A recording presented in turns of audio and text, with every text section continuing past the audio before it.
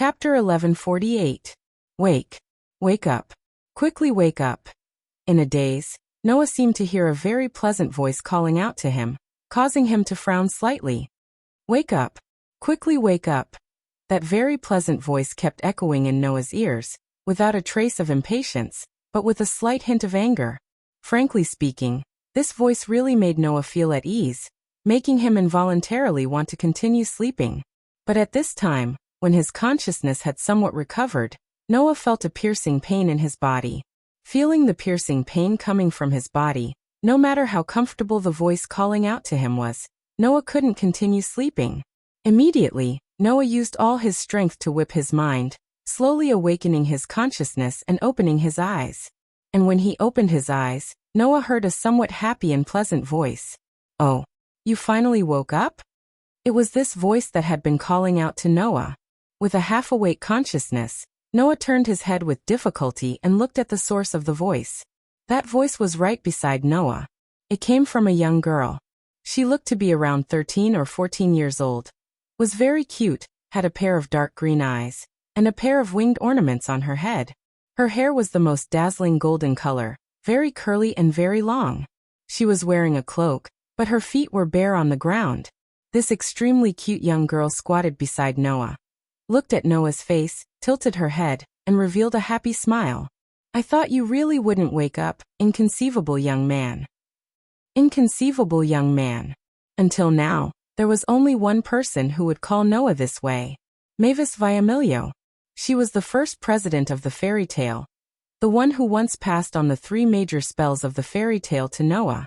She was the one who once held the world fragment, the one who was once the first president of the fairy tale.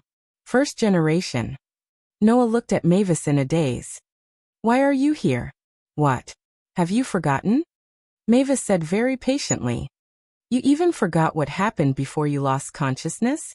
"What happened before I lost consciousness?" Noah frowned. And it was at that moment that Noah realized it. In his hand, he was tightly holding a strange sword. Impressively, it was the obedient parting sword Ie. Seeing the obedient parting sword Ie in his hand, Noah finally remembered. Akunur Loya, the black dragon that existed in the Revelation, with its own strength to destroy a huge country. This black dragon's attack on the heavenly wolf island. Before Noah lost his consciousness, at the very end, at the very end, at the very end, at the very end. Of course, although it was said to be a fight to the death, Noah still hid the power of a god called authority. Originally, Noah was thinking that if even the obedient parting sword Ie was unable to defeat Akunur Loya's full-strength attack, then he would disregard everything and use authority to destroy Akunur Loya. That way, even if this world was destroyed because he used authority before a month had passed, Noah could once again repair it and return everything to its original state. Otherwise, if he was too apprehensive about this world and caused the death of his family, friends, and loved ones in fairy tale, Noah would definitely not forgive himself. But just as Noah was about to use the obedient parting sword Ie to fight Akunur Loya to the death, he did not expect that Noah's noble artifact and Akunur Loya's roar would cause a huge energy collision. When the dazzling light sprinkled down from the sky, Noah knew it. If he did not block it, the Heavenly Wolf Island would definitely not be spared. At that moment on the Heavenly Wolf Island, another ray of light suddenly appeared, covering the entire Heavenly Wolf Island, including Noah. Then there was no more then. After that, Noah lost consciousness. The reason why he lost consciousness was probably because of Mavis. "You really surprised me." Mavis blinked her cute pair of big eyes, her face more or less showing some surprise. "Who would have thought that in the fairy sphere, you were actually not affected by the time freeze?" Hearing Mavis' words, Noah was startled at first, but soon after he realized. Around him, there was a transparent barrier like a protective cover covering the entire Heavenly Wolf Island. Under the cover of this transparent barrier, everything on the Heavenly Wolf Island fell into a state of stillness. The wind could not blow. The trees could not sway. The air could not move. The monsters could not move. As if the entire world had been frozen, everything on the Heavenly Wolf Island fell into a state of stillness. The only people who could still move were 2 people. One was Noah. The other was Mavis. Such a strange phenomenon happened to confirm the authenticity of Mavis' words time freeze. Fairy sphere. It was able to condense the thoughts of the guild members into powerful magic, creating an invincible protective sphere, protecting all the members and even the environment. It was even able to freeze the time within the protective sphere. Now, Noah was in this world that was frozen in time by the absolute defense spell. Seeing this, how could Noah not understand? At the very end, Mavis gathered the thoughts of all the guild members on Heavenly Wolf Island and cast the absolute defense spell Fairy Sphere, protecting the members of the Heavenly Wolf Island and the guild members, preventing them from suffering a calamity. The reason why Noah had suddenly lost consciousness was because Mavis had forcibly pulled him into this world where even time was frozen.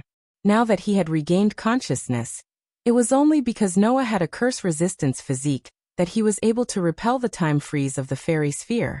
Mavis seemed to have seen through it as she tilted her head with a curious expression.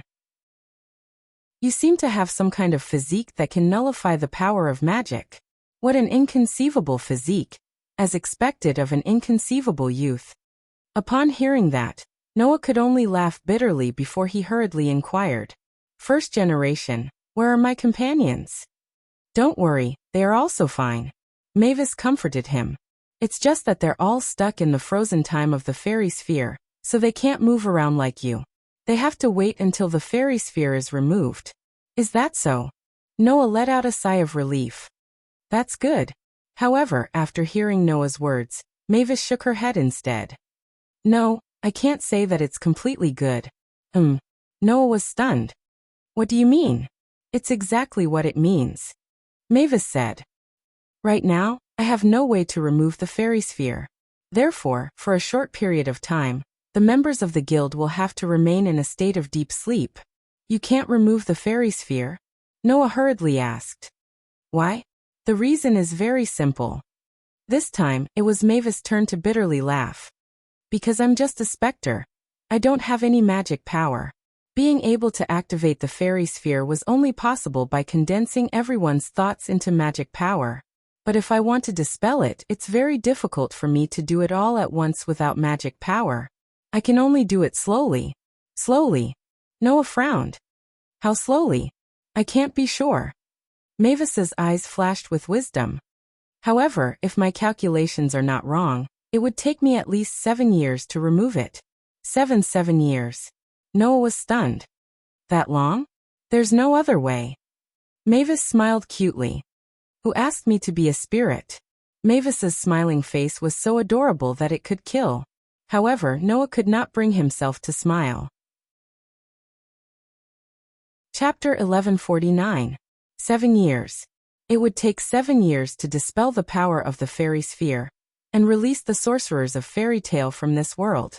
Perhaps it was just an instant for the companions trapped in this world where time was frozen. But for the outside world, it was 7 years. Don't forget that apart from the people on Celestial Wolf Island, there were still many members in Magnolia's fairy tale, waiting for their return. Making them wait for the people on Celestial Wolf Island for 7 years? Thinking about it, Noah felt uncomfortable. Not to mention, the members of Fairy Tale who came to Celestial Wolf Island were all the top fighters in the guild. If they were to lose the elites of the guild for 7 years, then Fairy Tale's title as the #1 guild in the Fiori Kingdom would become undeserved. At that time, the outsiders who had their eyes on this title and their companions who wanted to protect this title would make the entire Fairy Tale live a life of grievance and hardship. Noah only needed to think about it for a moment to feel restless. Do we have to spend 7 years to dispel it? Thus, Noah couldn't help but ask, can't I break it? Break? Mavis' eyes couldn't help but blink as she looked at Noah with an even more incredulous expression. That was true. If it couldn't be dispelled normally, then it would be fine to use violence to break it. But first, he had to figure out what kind of magic the fairy sphere was. It was a magic with absolute defense. Even if it was an X-grade noble artifact or an era-ending attack, it could completely block the attack of Iconoraglia. This kind of magic that could even freeze time. How could he use violence to break it? However, regarding breaking the fairy sphere, Noah wasn't just casually talking about it. Noah's authority wouldn't be affected by the time freeze. As long as Noah stayed in this world for a month and let the world adapt to his power, then even if he could freeze time, Noah's authority could still be used. As long as he could use his authority, Noah had absolute confidence in breaking the fairy sphere. After all, the current Noah could use the power of two avatars at the same time. Noah didn't believe that he couldn't break the fairy sphere with the power to fight against the infinite dragon god Orpheus. Moreover, although the fairy sphere could block an X-grade noble artifact in Aconaraglia's power, it might not be able to block Noah's authority. It must be known that the difference in power between a deicide who used his authority and a deicide who did not was like the difference between heaven and earth. Now Noah could say with certainty that Aconaraglia's power was comparable to the 5 dragon kings in Demon High School, but it still couldn't reach the level of a sky dragon. Unless Aconaraglia still hid its power at the end, then it would be a different story. Noah, on the other hand, was able to rely on the numerous treasures in the Gate of Babylon to fight against Aconaralia without using his authority. Both sides were almost defeated and injured. If he used his authority, just the power of one avatar could match the level of a sky dragon. Not to mention 2 avatars. If he compared it with the rankings in Demon High School, it would be clear at a glance. According to Noah's knowledge, among the 5 dragon kings, the weakest could only be ranked in the top 100, while the strongest could be ranked in the top 20, and the sky dragon could be ranked in the top 10. As the god of the dragon race, Orpheus, who had unlimited power, was ranked first. But if Orpheus wanted to kill a sky dragon, it could be done in minutes. As for the sky dragon, if he wanted to deal with a dragon king, even if it was a dragon king ranked in the top 20, it would only take a little effort. If Noah went all out and directly used the power of 2 avatars, then wanting to break the fairy sphere, would it be an extravagant hope? Of course not. This was something that could be done. Perhaps seeing Noah's certainty from his expression, Mavis felt that it was inconceivable, but at the same time, she also sighed. If you can do it, then it's not impossible, but I don't recommend you to do so. Noah looked at Mavis dumbfoundedly, silently seeking an explanation. Think about it carefully. Mavis reminded. The absolute defense spell, Fairy Sphere, is cast using the magic power condensed from the thoughts of the guild members. If you use such a violent method to break it, then wouldn't it affect the minds of the guild members? What? Noah was shocked. This spell has such a hidden danger? I don't know, but I can say that it is possible. Mavis said bluntly. After all, in the past, the fairy sphere has never been broken, and I don't know if it will cause such an effect. It is because of this that I didn't teach the fairy sphere to anyone other than you, causing it to not be passed down in fairy tale. Noah was speechless. However, Mavis' considerations did exist. Otherwise, as a super spell that could protect everything, there was no spell more suitable than the fairy sphere to be passed down by the guild leaders of fairy tale. As the guild leader, the reason why Makarov inherited one of the 3 major spells of the fairy tale was the fairy law, and not the fairy sphere, was probably because Mavis had such a thought in mind. Moreover, this is a spell that requires such a long time to dispel. Unless it is absolutely necessary, it cannot be used. If it could be used casually, then I wouldn't have to worry about fairy tale not being able to protect myself. Mavis shook her head. Therefore, I feel that it is better to use the proper method to dispel the fairy sphere. Hearing this, Noah felt somewhat powerless. Then wouldn't there be no solution? Could it be that he really had to wait for 7 years? Then what would happen to his companions outside? Why don't you trust your companions a little? Mavis seemed to have seen through Noah's worries and smiled faintly. They're also magic shooters from fairy tale, so they'll definitely be fine. Mavis' words slightly dispelled some of the gloominess in Noah's heart. She was right.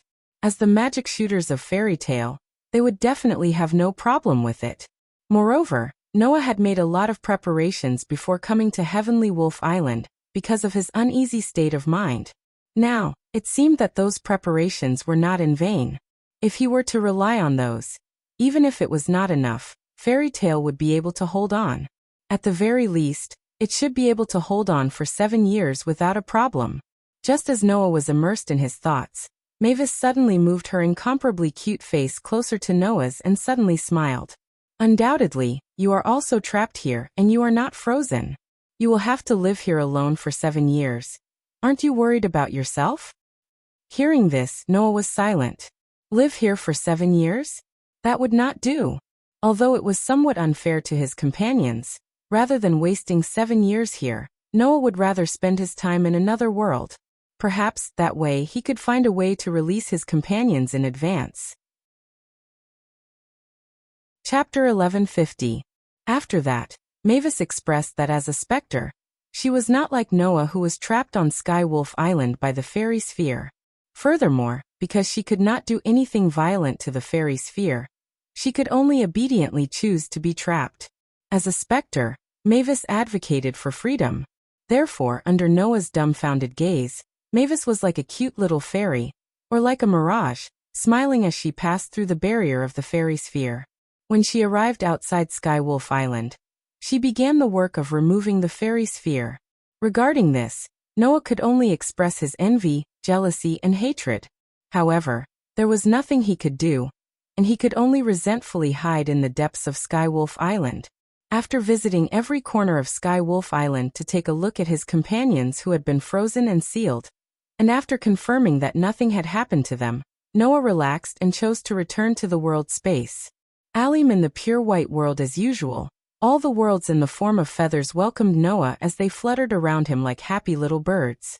Looking at the feathers that danced around him, Noah could not help but recall what Gaia and Aleia had said in the past. Gaia and Aleia had said that although the worlds could not directly help Noah, other than that, the worlds would not refuse Noah's request. For example, if Noah wanted to choose a timeline to descend into a world, it was completely possible. However, no matter what choice Noah made, when he left a world and re-entered it, a month would have passed in that world. When choosing a timeline, there would be a gap of 1 month. When he first descended into a world, if he wanted to use authority to not affect the world, he would need a month. This 1-month time limit was probably the world's fixed adaptation time for Noah, an outsider, to enter. However, the latter was a restriction that would only appear when there was a huge disturbance in the world space. Does that mean that the 1-month gap in the previous timeline was also created after the previous turbulence in the world between worlds? Every time the world space fell into a huge disturbance, the world would have a restriction because of it? Was there such a possibility? Such a thought only flashed through Noah's mind for a moment. After all, no matter how much he thought, Noah could not think of an answer. Who told Noah to have so little understanding of the world space? And Gaia and Aleia did not tell him. With so little information, Noah could not think of an answer no matter how much he thought. Of course, the reason why Noah thought of this was because he remembered that the worlds would not refuse his request.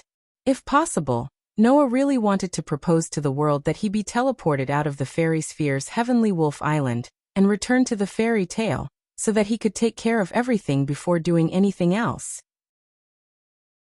Unfortunately, that was not realistic, because that was already equivalent to a disguised form of direct help. Think about it. If Noah could casually change the location of his descent in a world, then wouldn't it be fine if the world directly teleported him to the location of the world fragment? Thinking about it again, if Noah was in battle, could he also request the world to change his location according to his will? If that was the case, Noah only needed to continuously request the world to teleport him to the back of the enemy, and then use a fatal blow. How advantageous would that be? Therefore, this kind of direct help was not possible. Looks like there is no other way. I can only obediently endure these 7 years. Noah stared at the feather that represented the fairy tale world and muttered, "Why don't I let the world send me 7 years later?" This was feasible. However, even if he did this, the 7 years in this world would still pass, and only Noah would be spared. In that case, it would be meaningless. Forget it. Noah sighed. It's still the same as what the first generation said. I should trust the other companions in the guild a little. With the preparations I made, at least I can ensure that nothing big will happen to the fairy tale. That should be enough. Thinking about this, Noah also began to think about what to do next. He was considering whether to return to the world of the fairy messenger's sword dance. In that world, Noah already knew the whereabouts of the world fragment. Therefore, instead of aimlessly looking for the world fragment in other worlds. Of course, it would be easier to retrieve the world fragment that he knew the whereabouts of. However, Noah still did not know how to safely retrieve the world fragment from Lotus without affecting her. Moreover, the Dark Fairy King's power in Lotus was only obediently used because of the existence of the world fragment. If the world fragment was taken out from Lotus's body, this strongest sword dancer might really be devoured by the power of the Dark Elf King and turn into pure resentment. Therefore, before finding a solution to Lotus's problem, even if he returned to the world of the fairy messenger's sword dance, it would be useless. As expected, I still have to go to other worlds first? With this thought in mind, Noah was just about to randomly find a world to enter and continue his journey when a voice sounded in Noah's mind. "Little Noah, can you hear me?" The sudden voice made Noah slightly startled, and then his eyes lit up. "Gaia. What's wrong? Little Noah? Do you miss your mother?" Gaia's voice continued to echo in Noah's mind with a hint of laughter. "Then you can come to our world and sit for a while. Mother will love you dearly." Hearing this, Gaia's lowly face automatically appeared in Noah's mind. The corner of his mouth twitched and he helplessly said, "Why are you looking for me?" "Little Noah, changing the topic is wrong." Gaia's voice became dissatisfied. "At least you should call me mother. Come, call me mother." The corner of Noah's mouth twitched, and he didn't know what to say. Call a lowly mother? Sorry. Noah really couldn't do it. If there really was such a mother who looked like a young girl, then Noah would definitely strangle his ghost father to death in the first place. At this time, Aleya's voice also sounded in Noah's mind. "Actually, we have something that we want you to help us with." "What's the matter?" Noah pulled himself together. "Since you came to find me, then it should be something related to the world, right? Did something happen in your world?" "No, it's not our world that's in trouble, but another world.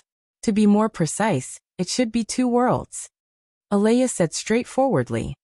Since the last time, Between Worlds, fell into turmoil, each world more or less had some effect. The most direct effect is that you can't use your power freely. And recently we found that two worlds suddenly connected. Gaia continued Aleya's words. A part of one of the worlds was transferred to the other world. What? Noah frowned. Is there a problem? There is a slight problem, Gaia said. The part that was transferred seems to be a game's data, but the data completely materialized because of the connection between the worlds. And among them, a player's spirit and soul was also transferred along with his character. Aleya said lightly. In order to prevent more serious problems from arising from the connection between the two worlds, we borrowed the power of the two worlds to intercept the player's spirit and soul through the world barrier. However, we can't do anything about the materialized part of the game. In other words, Noah said with uncertainty, "You want me to go to the other world to take a look?" "That's right," Gaia and Aleya said at the same time. "And it's by replacing that player's position." Chapter 1151.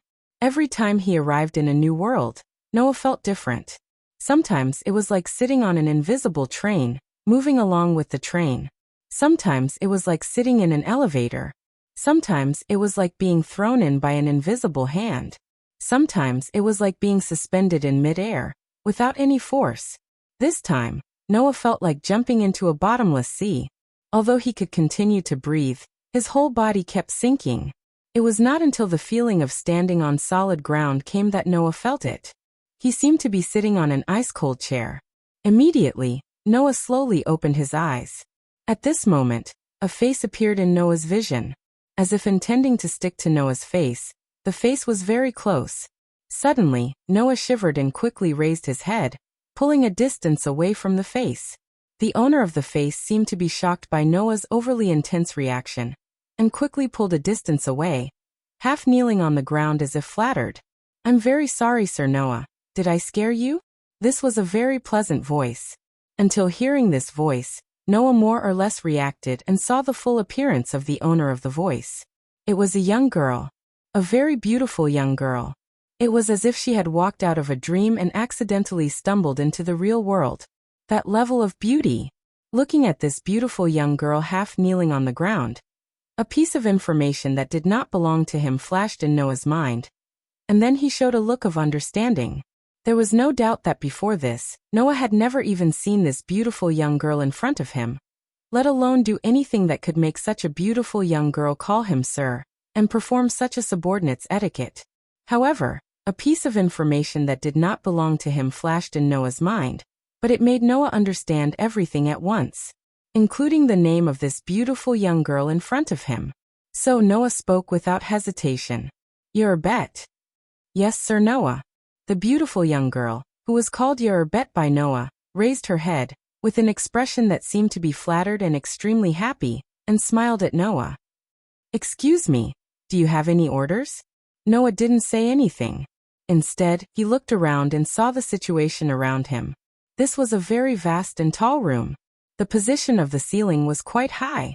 The walls were white, and the interior was also decorated with gold and other colors of decorations. Undoubtedly, the whole room had a dim feeling, but it was so bright that it was like the deepest part of the castle where the Demon King lived. The style was quite high. On the ceiling, the crystal lamp made of colorful gems emitted a dazzling dreamy light. There were huge flags painted with different patterns on the walls. The floor was covered with a luxurious red carpet that connected the door to the deepest part of the room. And at the end of this luxurious red carpet, there was a flight of stairs with more than 10 steps. At the top of the stairs, there was a huge crystal cut, and the back of the chair was so high that it connected to the ceiling. It looked very luxurious. At this moment, Noah was sitting on this incomparably luxurious throne. This kind of room, not to mention a hall, it was luxurious enough to be used as a king's hall in a kingdom's palace.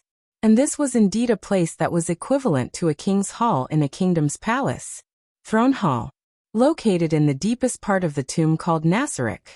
In other words, the place where Noah was now was a base in the tomb called Nasarek. Gaia and Alea had said that two of the worlds in the world between worlds were connected due to the previous turbulence. It caused a portion of the game data in one of the worlds to materialize and be transferred to the other world. In order to prevent the two worlds from unimaginably affecting each other, Gaia and Alea, who had been observing the situation in between the worlds, passed through the world barrier with difficulty, and used the power of the two worlds to intercept the game data. However, Gaia and Alea did not have the suppressive force of the two worlds. Intercepting the player whose spirit and soul were accidentally transferred to the other world was already the limit. There was no way to stop the rest of the game data from materializing and transferring. Therefore, in order to prevent the two worlds from seriously affecting each other, Gaia and Alea asked Noah to replace the player's position and follow the materialized game data into this world. Before entering this world, Gaia and Alea had imparted the knowledge of the materialized game data to Noah. Therefore, although Noah didn't know anything about this world, he was quite familiar with the part of the game data that was transferred to this world and materialized. Based on the knowledge imparted by Gaia and Alea, Noah had a general understanding of what kind of existence this tomb called Nasarek was.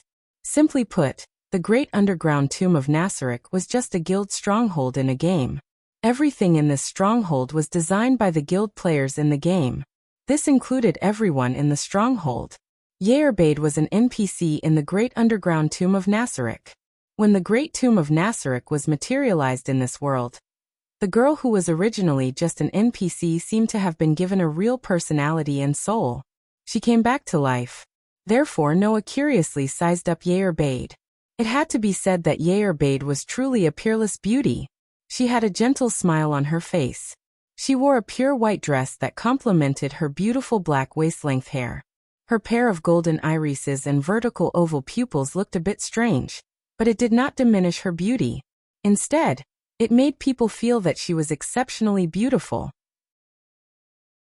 However, on this peerless beauty's head, there were two curly horns like that of a goat. Not only that, but on her waist, there was also a pair of black wings. She looked like a fallen angel, but also like a pure demon. It was a contradiction to the extreme.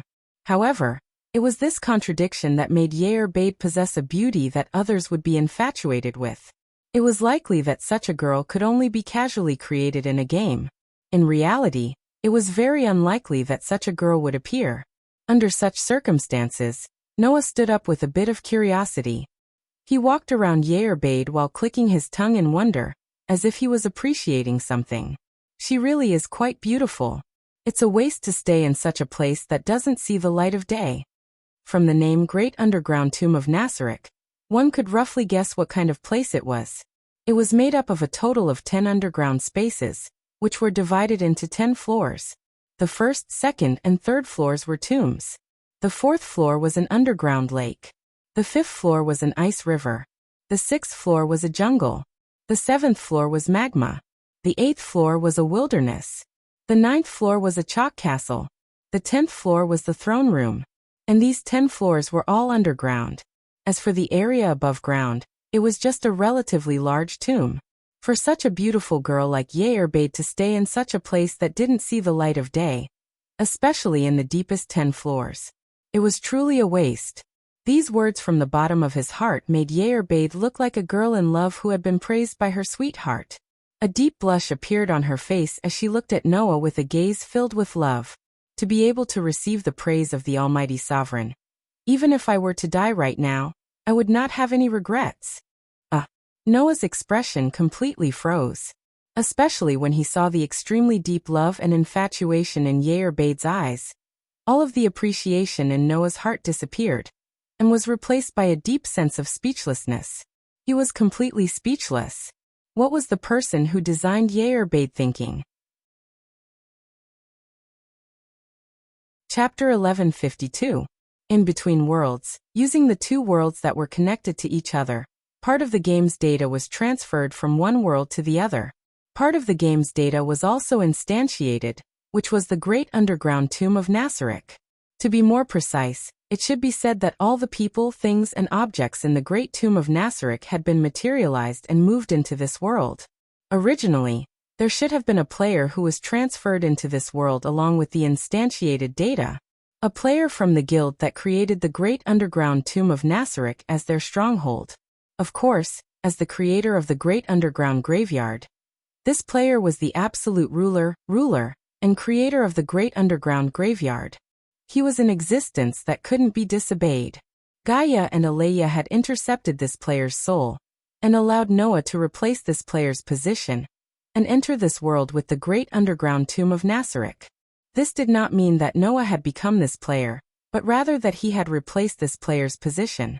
Whatever position this player had in the Great Underground Tomb of Nasarek, Noah's current position was the same. Whatever treatment this player had in the Great Underground Tomb of Nasarek, Noah's current position was the same.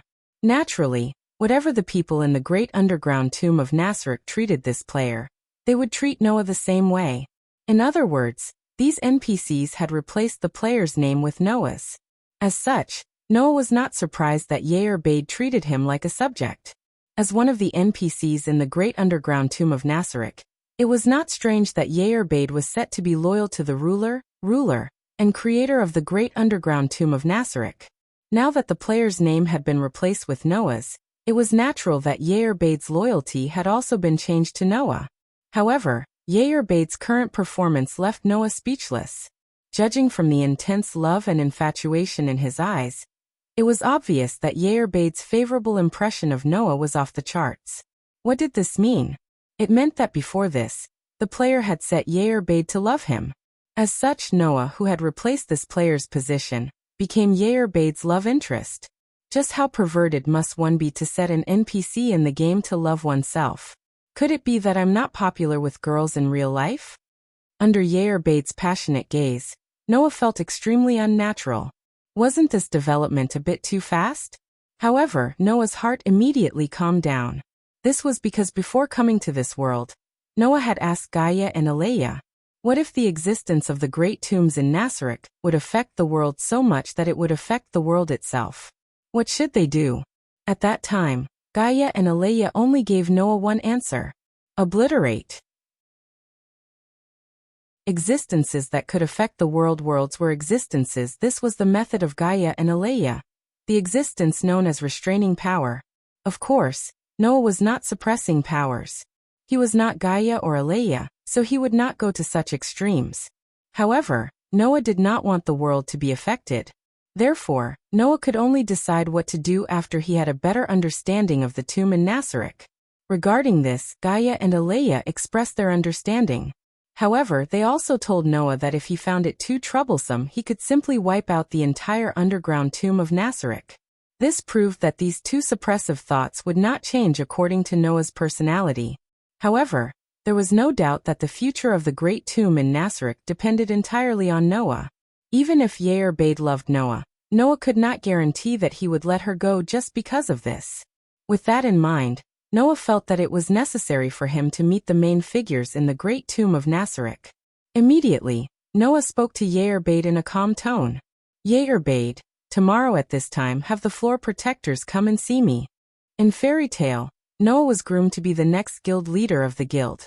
In the Black Bullet, Noah was also the guild leader of fairy tale, which had taken in the cursed child. In addition, in the world of the God Slayer, Noah had been active as a king, so when he gave orders, there was no longer any unfamiliarity. That calm tone made Yair-Bade, who was looking at Noah with an infatuated expression, tremble. It was as if she had been woken up from a dream, and she could not help but lower her head. Yes, Lord Noah. Noah nodded, turned around, and walked toward the door. Yair-Bade, who watched Noah leave, once again showed an infatuated expression. She stroked her cheek with one hand and looked intoxicated. As expected of our Supreme Master, this kind of natural pressure can only be possessed by a true king and ruler. After walking out of the throne room on the 10th floor, Noah came to the 9th floor. It looked like a chalk castle, full of a solemn atmosphere. However, upon closer inspection, it looked more like the corridor of a super high-end hotel. On the ceiling, there was a gorgeous crystal lamp hanging at a certain distance. The vast road was paved with polished floors, reflecting the light from the crystal lamp. It was very luxurious. There is not a single person in such a big place, and it is underground. Just thinking about it makes me feel a little gloomy. That was the only thing Noah could say. But there was nothing he could do about it. In the tomb of Nazareth, all the NPCs were not humans but aliens. For example, skeletons, zombies, vampires, demons, and even slimes were all aliens. In other words, this was not only an underground tomb, but the characters that lived here were all existences that fit the word tomb. In the entire tomb of Nazareth, Noah was probably the only human. Just as Noah was thinking this, a scene that surprised Noah appeared. Tap, tap, tap, tap. Following a series of light and orderly footsteps, a group of people lined up in an orderly manner and slowly walked toward Noah. That's right. People. Although he did not know what race they were, at least in terms of appearance, this group of people did indeed have a human-like appearance. The first person that came into Noah's sight was an old man wearing a formal butler's uniform. The old man's hair was all white, and he had a long beard. His back was very straight, and there were obvious wrinkles on his face. However, his eyes were as sharp as an eagle hunting its prey. This told others that this butler was definitely not an ordinary old man. Behind the old butler, there were 6 female servants. The 6 maids were wearing metal gauntlets and knee pads of different colors, such as gold, silver, and black. They were also wearing armor designed in the shape of maid outfits. They were not wearing helmets, but white headdresses. Some of these female servants had their hair tied into a bun. Some had ponytails, some had long straight hair, some had braids, and some had curly hair. Their hair color was also completely different. However, almost all of these maids were beauties. Looking at the armor that these female servants were wearing, it was clear that their true purpose was not to clean and serve, but to defend against enemies. Moreover, judging from the pressure emitted from these 7 people, they were all experts with extraordinary combat strength. Such a group of experts with extraordinary battle prowess knelt down on one knee when they arrived in front of Noah. Lord Noah. Looking at the butler and female servants kneeling in front of him, Noah instantly found their information in his mind. The butler in the lead was called Sebastian, and he was indeed the butler of Nazareth's underground tomb. The 6 female servants were combat maids named Pleiades, and they directly belonged to Sebastian. In other words, as the current master of Nazareth's underground tomb, Noah was the person they needed to serve. You came at the right time, Noah said directly. Leave one person to take me to the room. The rest of you can do what you need to do. Yes. Chapter 1153. In fact, in the Nasric underground tomb, only the B9 and B10 floors were occupied by the players of the guild that created this stronghold in the game. The other 8 floors were all used to defend against external enemies. The B10 floor was a place where no one would go if there was nothing going on. Naturally, the B9 floor became the place where the players of this guild went in and out the most frequently. Because of this reason, in the Nasric underground tomb, the other floors were not suitable for people to live in. Only the B9 floor was designed to imitate a royal suite. It was very luxurious. Noah's room in the Nasric underground tomb was such a luxurious suite. Not only did it have a huge bathroom, but it also had a bar. There was a piano in the living room. There was a master bedroom, guest room, kitchen, clothing room, and countless other rooms. It was more than enough to be a villa. The door to such a luxurious room was pushed open by a young girl in a maid uniform. After pushing open the door, the girl respectfully bowed in the direction of the door. "We're here, Lord Noah." Hearing this, Noah walked in from the door. While looking at the unbelievably luxurious room, he glanced at the girl who led the way. It was a beautiful girl with black hair and black eyes. Her hair and pupils were the same color as Noah's. Although the girl's dark eyes had the same color as Noah's eyes, her pupils were not as deep as Noah's. Instead, they were like obsidian, shining brightly. If Noah's eyes were compared to the starry sky, then the girl's eyes were gemstones. In addition, the girl's beautiful black hair was tied into a ponytail. Her skin was unusually white. Undoubtedly, she was a maid, but she had an elegant temperament. Coupled with her exotic beauty, she was more than enough to be a young lady. No one would believe that such a beautiful girl would be a maid. Of course, strictly speaking, a maid's job was only a small part of the girl's job. The girl's real role was to fight. One of the battle maids of the Pleiades star cluster that belonged directly to Sebastian, Annabelle. After that, the young girl was responsible for leading Noah. Therefore, Noah spoke almost reflexively. "Thank you, Annabelle." However, when she heard these words, Annabelle was suddenly shocked and hurriedly knelt down on one knee. "Please don't say that, Lord Noah. You are the supreme of the great underground tomb of Nasric. As a battle maid of the Pleiades star cluster, it is natural for me to serve you. There is no need for you to thank me." Noah was almost shocked by Annabelle's sudden kneeling. After he reacted, he only felt speechless. "It's just a simple thank you. Is there a need for such a big reaction?" "Without a doubt," Annabelle said without hesitation. "You are a supreme existence, and we are just maids. Please take it back." Hearing Annabelle's words, Noah sighed. "If I say it myself, then I won't take it back. It has nothing to do with status. This is my code of conduct. If you can't accept it, I will be a little more careful in the future, but there is no need to take it back." After leaving this sentence, Noah left Annabelle, who was still kneeling on one knee on the ground, seemingly still unable to accept it, and walked into the room. After glancing around, Noah slightly raised the corner of his mouth, and nodded with some satisfaction. "I thought since it's an underground tomb, how exaggerated would it be?" From the perspective of a room, this place that could be used as a villa was naturally exaggerated. However, this was at least a place where a person lived. Before this, Noah had been worried about what he should do if he had to sleep in a coffin and lie in a tomb. After seeing this extremely luxurious, but at least a place where a person lived, Noah was relieved. Then Noah hesitated for a while, then came to the piano in the living room and sat down. His fingers stroked the cold piano keys, recalling the songs he learned in the world of the Dark Bullet. After a while, Noah's hands moved almost by themselves, and he played flexibly.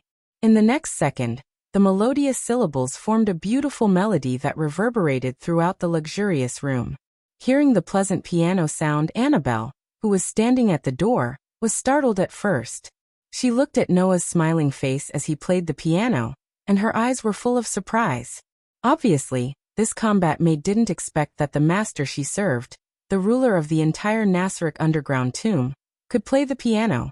However, immediately afterward, Annabelle was captivated by the pleasant piano sound. Before today, everything in the underground tomb of Nasarek, including people, was just a part of data in a game. Even the personality and character of the NPC were still set when they were still in the game. Of course, in such a world full of aliens, no one would be specially set to listen to the piano. So, there was no doubt that this was the first time Annabelle heard someone play the piano. In addition, Noah's piano playing was really good, and Annabelle was immediately overwhelmed by the pleasant melody. After an unknown amount of time, the piano piece that reverberated throughout the entire room slowly came to an end, its final note fading away. However, Annabelle was not able to get rid of Noah's piano performance in time. She still looked at Noah in a daze, which made Noah, who inadvertently glanced at the situation here, puzzled. What's wrong? Only then did Annabelle wake up and quickly kneel down on one knee. I'm very sorry, since I was in a daze while serving, sir. I am willing to accept any punishment. I say, do you want to kneel down and apologize for everything? Noah was speechless. Am I some kind of dictator or tyrant? How can that be? Annabelle said righteously.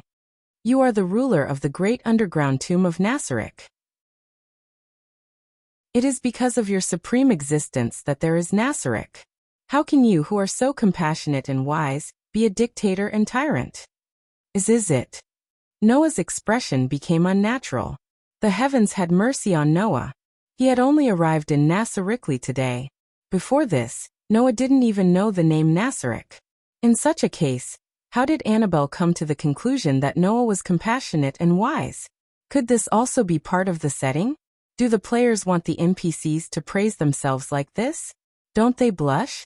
In fact, as the NPCs in the great underground tomb of Nasarek, even without the setting, everyone here had the highest level of loyalty to the ruler of the great underground tomb of Nasarek.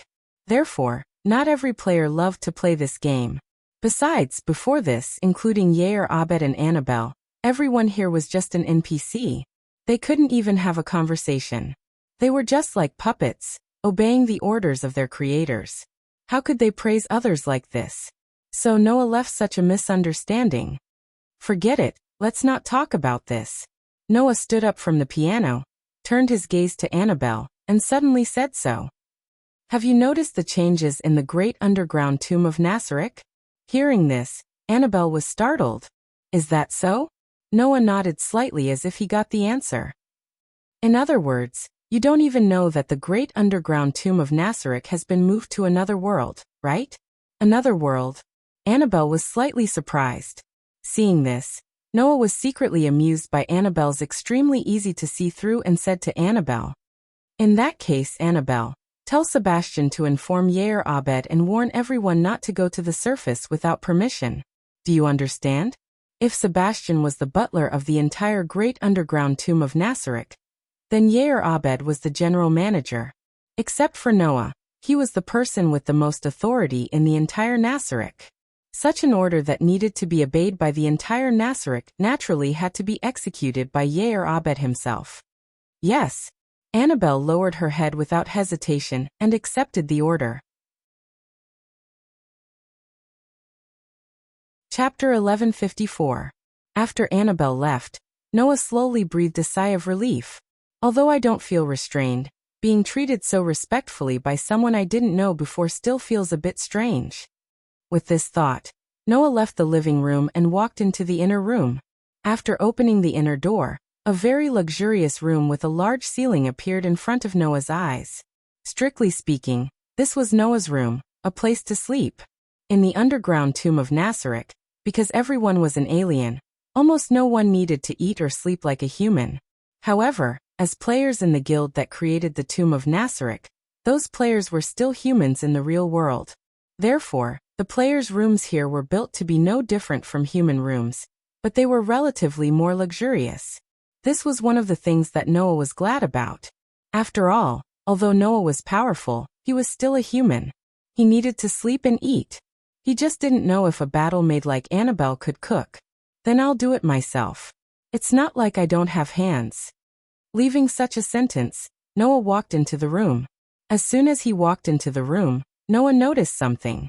On a table in the room, a ring was lying on it, blooming with ruby-like light in the dim room. That is, a message flashed in Noah's mind. Then he stepped forward and picked up the ring inlaid with rubies. This is the Ains-ul Gong ring, right? Ains-ul Gong. The guild that used the tomb of Nasarek as a stronghold and created the entire Nasarek was called Ains-ul Gong. And this Ains-ul Gong ring was a ring owned by all the members of Ains-ul Gong. This ring was not only a symbol of identity, but also a magic tool. Its ability was very simple.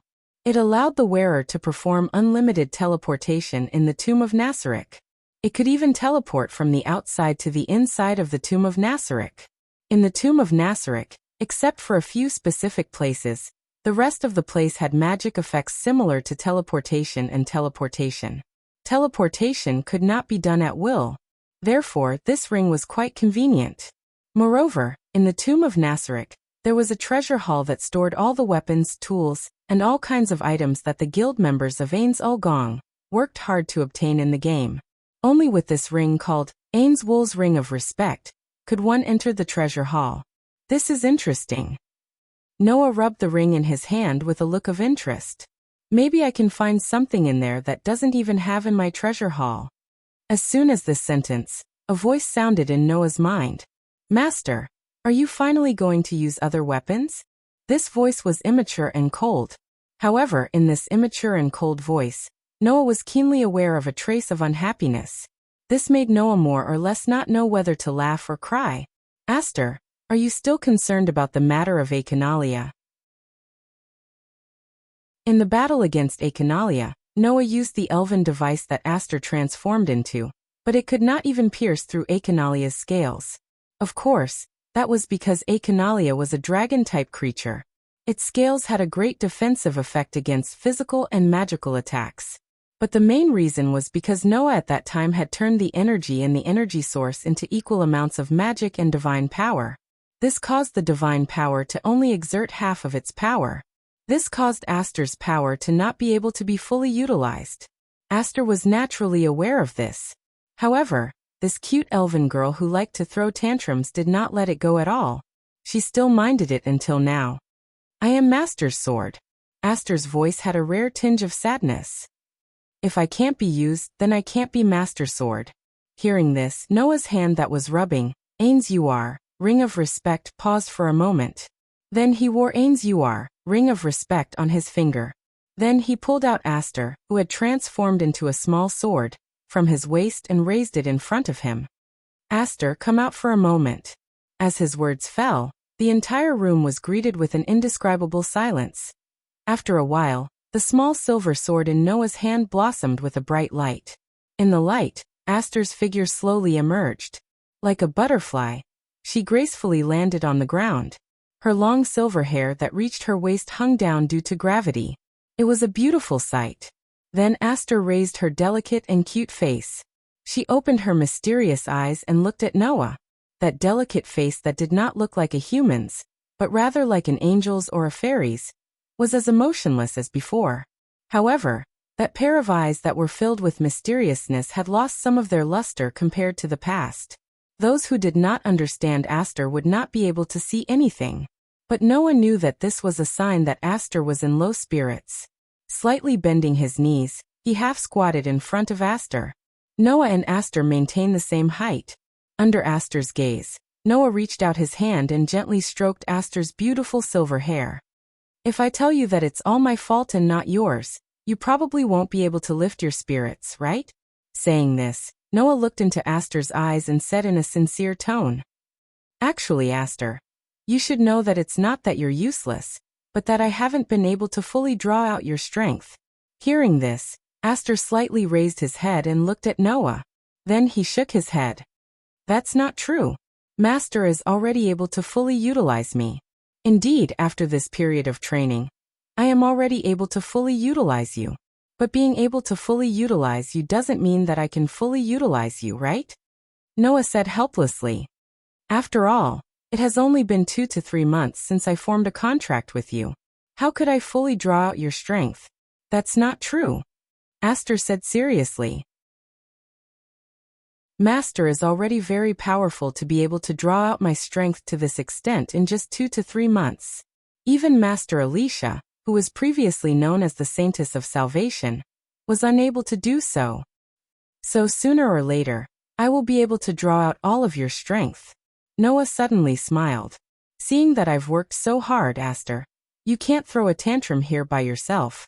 I'm not throwing a tantrum, Aster said expressionlessly, but his tone clearly sounded like he was throwing a tantrum. This made Noah not know whether to laugh or cry.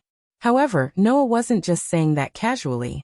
Now Noah wasn't like before when he didn't have the slightest understanding of Aster. After sharing dreams with Aster many times, Noah gradually grasped Aster's past.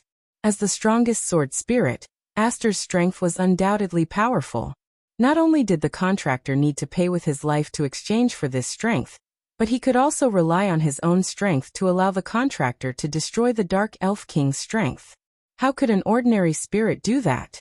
In the past, when the elemental spirit realm was still embroiled in the Elven War, the 5 Elven Kings and the Dark Elf King were still fighting. Aster didn't belong to either faction. He relied on his own authority and acted alone. As the strongest sword spirit, Aster's strength was deeply feared by both factions.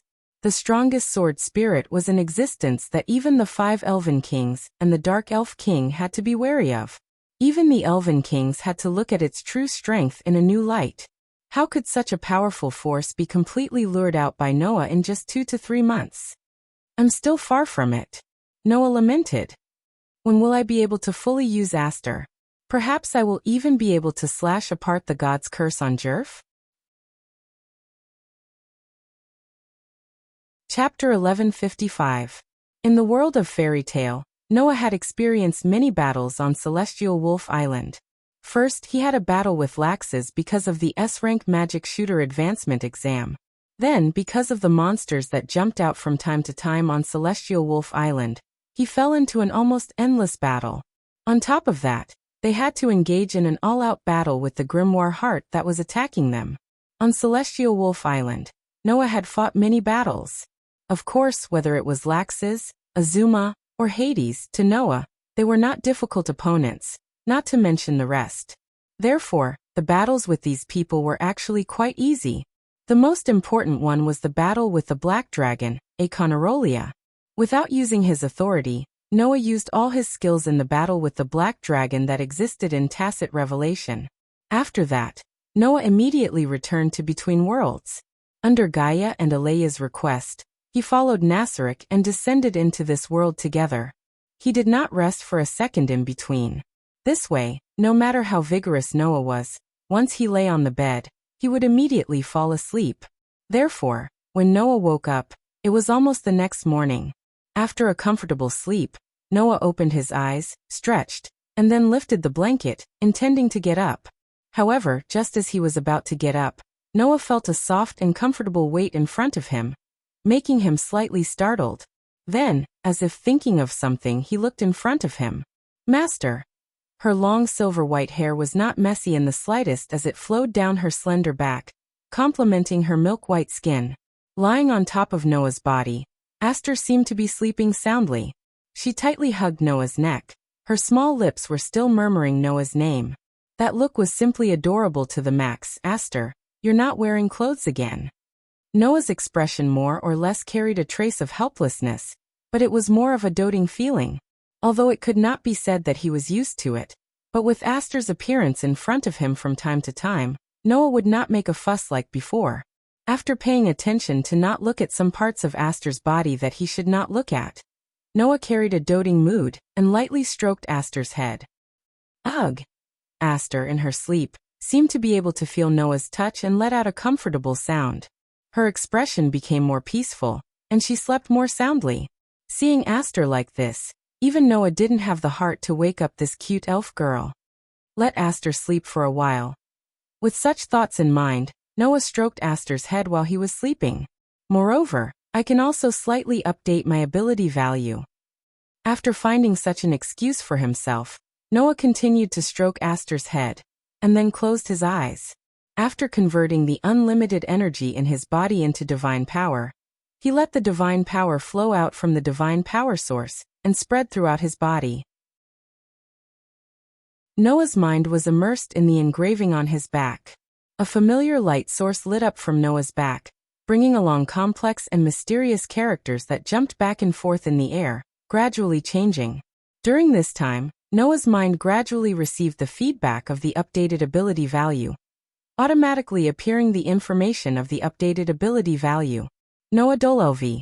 For strength, S966, SSS 1757 durability, S976, SSS 1758 dexterity, S970, SSS 1755 agility, S985, SSS 1760 magic, S959, SSS 1743 mystery, G magic conductor, HG swordsman, HG magic weapon refinement steel making magic copy, refine and forge weapons copy. Refine and forge weapons will be weakened to a certain extent depending on the level, performance and ability of the weapon.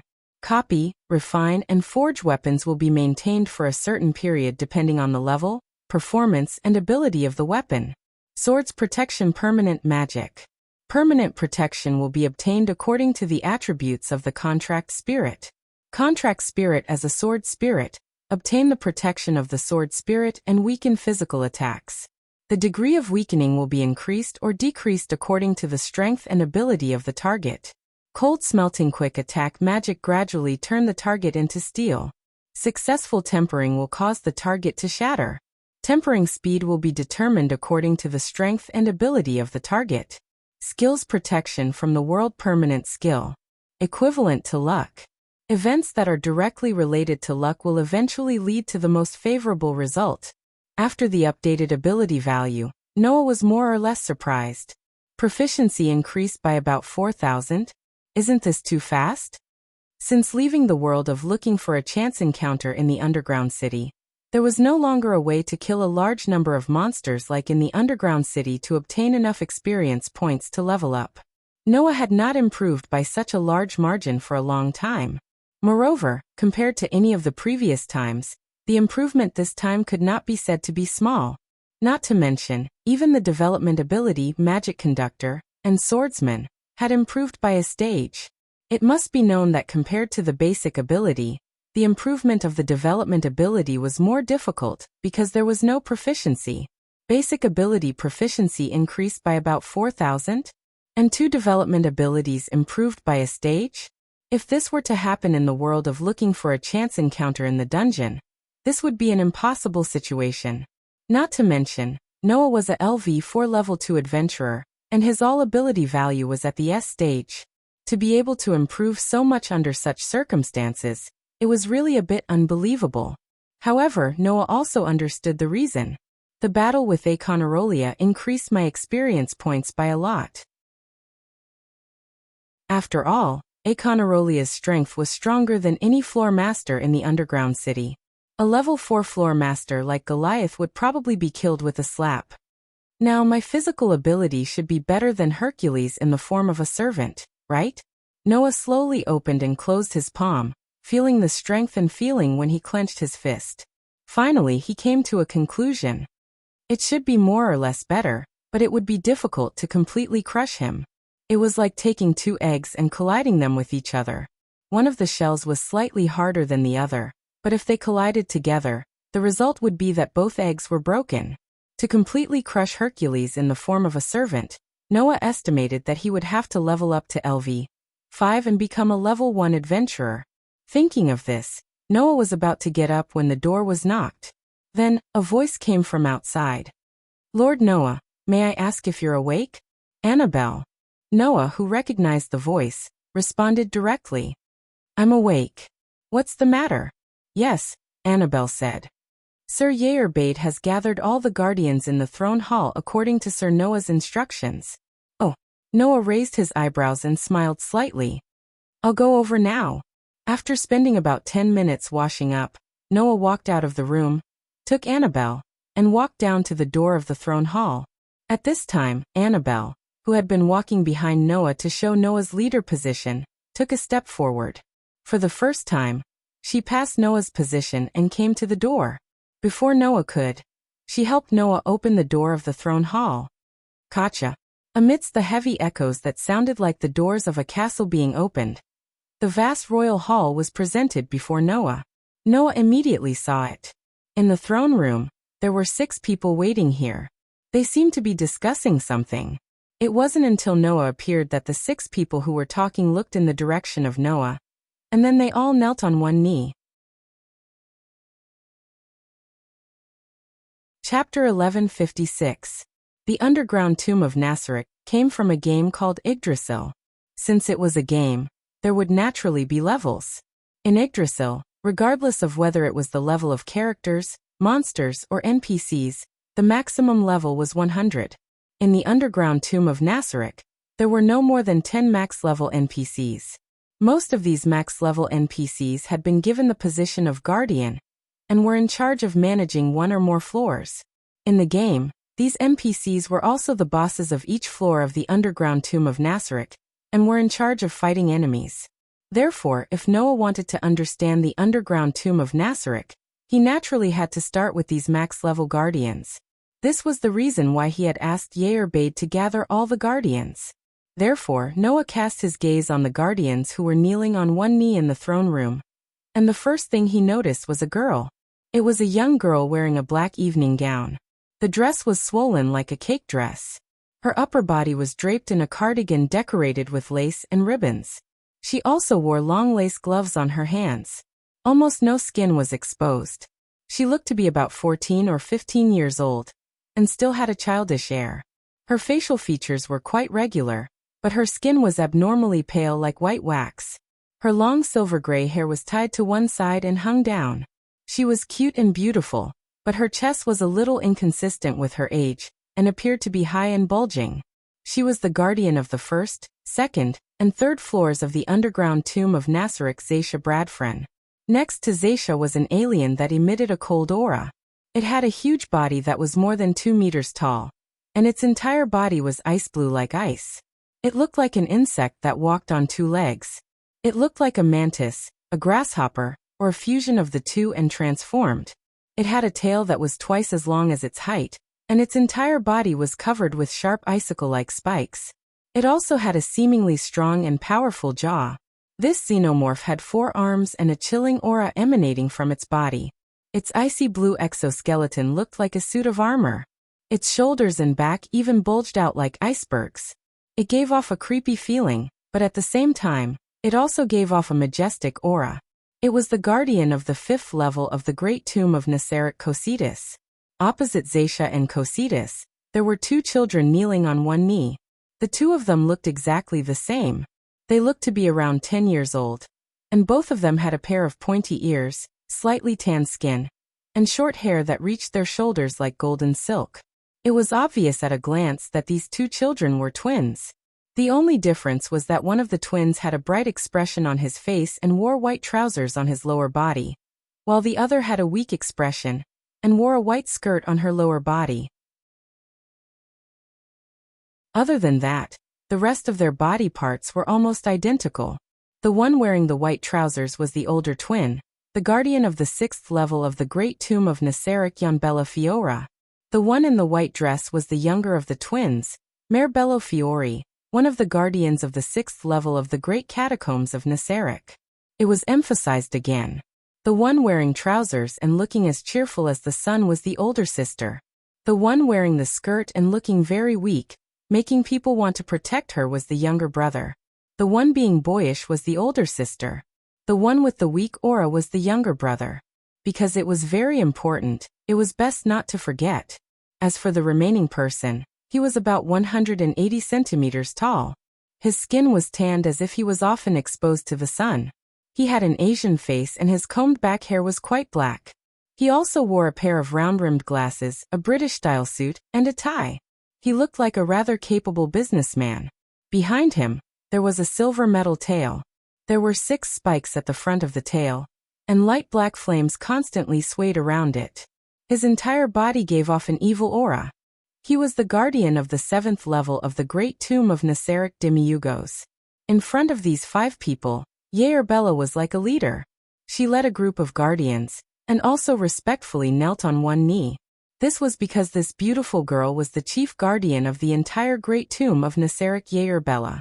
Apart from the guardians of the 4th and 8th levels, The guardians of the entire great tomb of Nasarek with the highest status and strength all knelt on one knee in front of Noah, offering the courtesy of a subject. Annabelle, who helped Noah open the door to the throne room, stood to the side without a trace and stood at the door. It seemed that she had no intention of following Noah into the throne room. As the butler of the great tomb of Nasarek, Sebastian's level was also full. As for the combat maids of the Pleiades star cluster who directly belonged to Sebastian, their levels were between 40 and 70. Whether it was strength or status, Annabelle was lower than the guardians. Therefore, this combat maid with a serious personality would never do anything that crossed the line in this situation. Noah also understood this point. Under Annabelle's gaze, he walked into the throne room. The moment Noah walked into the throne room, the chief guardian, Yerbella, lowered her head. "Greetings, Lord Noah." As soon as Yerbella's voice fell, the guardians immediately lowered their heads. "Greetings, Lord Noah." It had to be said that this show of extravagance was really full. Since this was the case, Noah would not be so tactless as to destroy the rare atmosphere that these guardians had brewed. Under the respectful welcome of the guardians, he walked up the stairs and sat on the throne. Of course, Noah did not have the intention to put on airs. His sitting posture was quite casual, even a little lazy. He supported his face with one hand and placed it on the armrest of the throne. After looking around at the guardians below, he spoke. "Didn't you say to gather all the guardians? Where are the guardians of the 4th and 8th floors?" Because the 9th and 10th floors were where the guild members of Ans Ulgong used to operate, there were no guardians on these 2 floors. If an enemy were to invade the 9th or 10th floor, they would no longer be facing the guards of the NPCs, but the guards of the entire Ans Ulgong. Therefore, only the 1st to the 8th floor had NPC guardians. Now the guardians of the 1st, 2nd, 3rd, 5th, 6th, and 7th floors, as well as the chief guardian, were all present, but the guardians of the 4th and 8th floors were not. It was no wonder that Noah had such a question. The one who answered Noah's question was Yerbella. The guardians of the 4th and 8th floors have special existences and duties, so it is not suitable for them to come here to greet you, Lord. Therefore, I acted on my own initiative and did not let the guardians of the 4th and 8th floors come. Now that Yerbade had mentioned it, Noah finally remembered. The guardian of the 4th floor was not an NPC, but a large Gorm that was used for strategic sieges. It did not have self-awareness, and it needed a lot of time to activate. It was also more than 30 meters tall, so it was naturally impossible to call it over in this kind of situation. The guardian of the 8th floor was even more special. Not only was its level not at the maximum level of 100, it was only level 35, and its combat strength was almost 0. It was the final line of defense for the 8th floor, which was in front of the 9th floor, where Ans Ulgong was located. It basically only had one purpose. That was to kill the enemy who had the ability to invade the 8th floor of the great underground tomb of Nasarek, and who was about to break through to the 9th floor where Ans Ulgong was located. Once it was killed, this special guardian would activate an extremely special ability. In the past, 1,200 players were completely annihilated on the 8th floor. Therefore, such a guardian who would drag everyone down with him should he die casually naturally couldn't be called over casually. "I see." Noah nodded. "I understand." The moment he finished speaking, Noah narrowed his eyes. Buzz! In the next moment, golden ripples continuously fluctuated around Noah, and one by one, treasures shot out in the direction of the guardians. Chapter 1157. Buzz. When the sound of space trembling reverberated from the throne, the group of guardians who had their heads lowered were immediately shocked. They raised their heads almost reflexively and looked up. Then, the scene that appeared in front of everyone left every guardian in shock. They saw that around Noah, who was sitting lazily on the throne, extremely bright golden ripples fluctuated out of the space one after another. Inside, various weapons such as swords, sabers, spears, halberds, and other weapons slowly appeared. In a game called Yggdrasil, there was naturally such a thing as equipment. The guardians of the underground tomb of Nasarek, who were transferred from Yggdrasil, were shocked because of 2 reasons. 1. In the game, under normal circumstances, one could only equip one weapon. This was a matter of course. 2. In the game, there were also levels of equipment. According to the settings of Yggdrasil, whether it was equipment, tools, or items, starting from the lowest level, they were divided into low level, mid-level, high level, heritage level, relic level, legendary level, and the highest level artifact level. There were a total of 8 levels. Above the highest level artifact level, there were also a limited number of world-level tools. However, the so-called world-level tools were no longer something that could be owned by a player. Therefore, in Yggdrasil, the highest-level equipment, tools, and items generally referred to the artifact level. All the guardians here were max-level NPCs.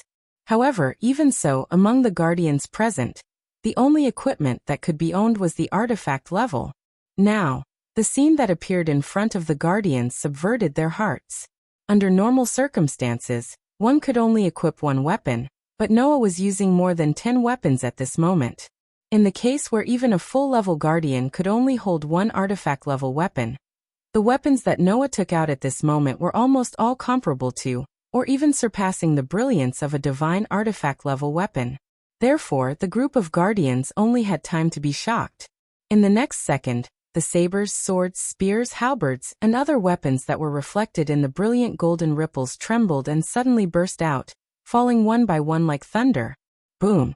A loud explosion immediately shook the entire throne room, setting off an astonishing fire and shock wave that swept in all directions, causing the huge flags that were inserted into the surrounding walls to sway crazily. Ah!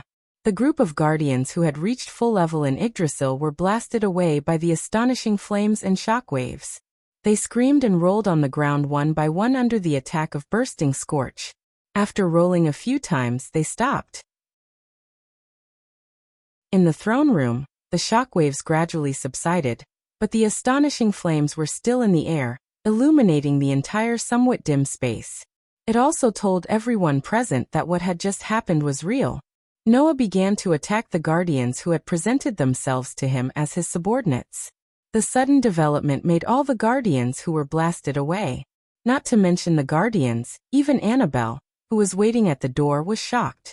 After recovering from her shock, she quickly knelt down on one knee with a face full of panic. Not only Annabelle, but even the guardians who were blasted away got up one after another. They did not care about the traces of scorch on their bodies. They knelt down on one knee in panic and lowered their heads heavily. Please calm down. Sir Noah. Yerbade squeezed out a voice that sounded like he was about to cry. If we have done anything wrong, please punish us, Sir Noah. Zaisha Yonmer, Kosets, and Demiurgos also shouted loudly.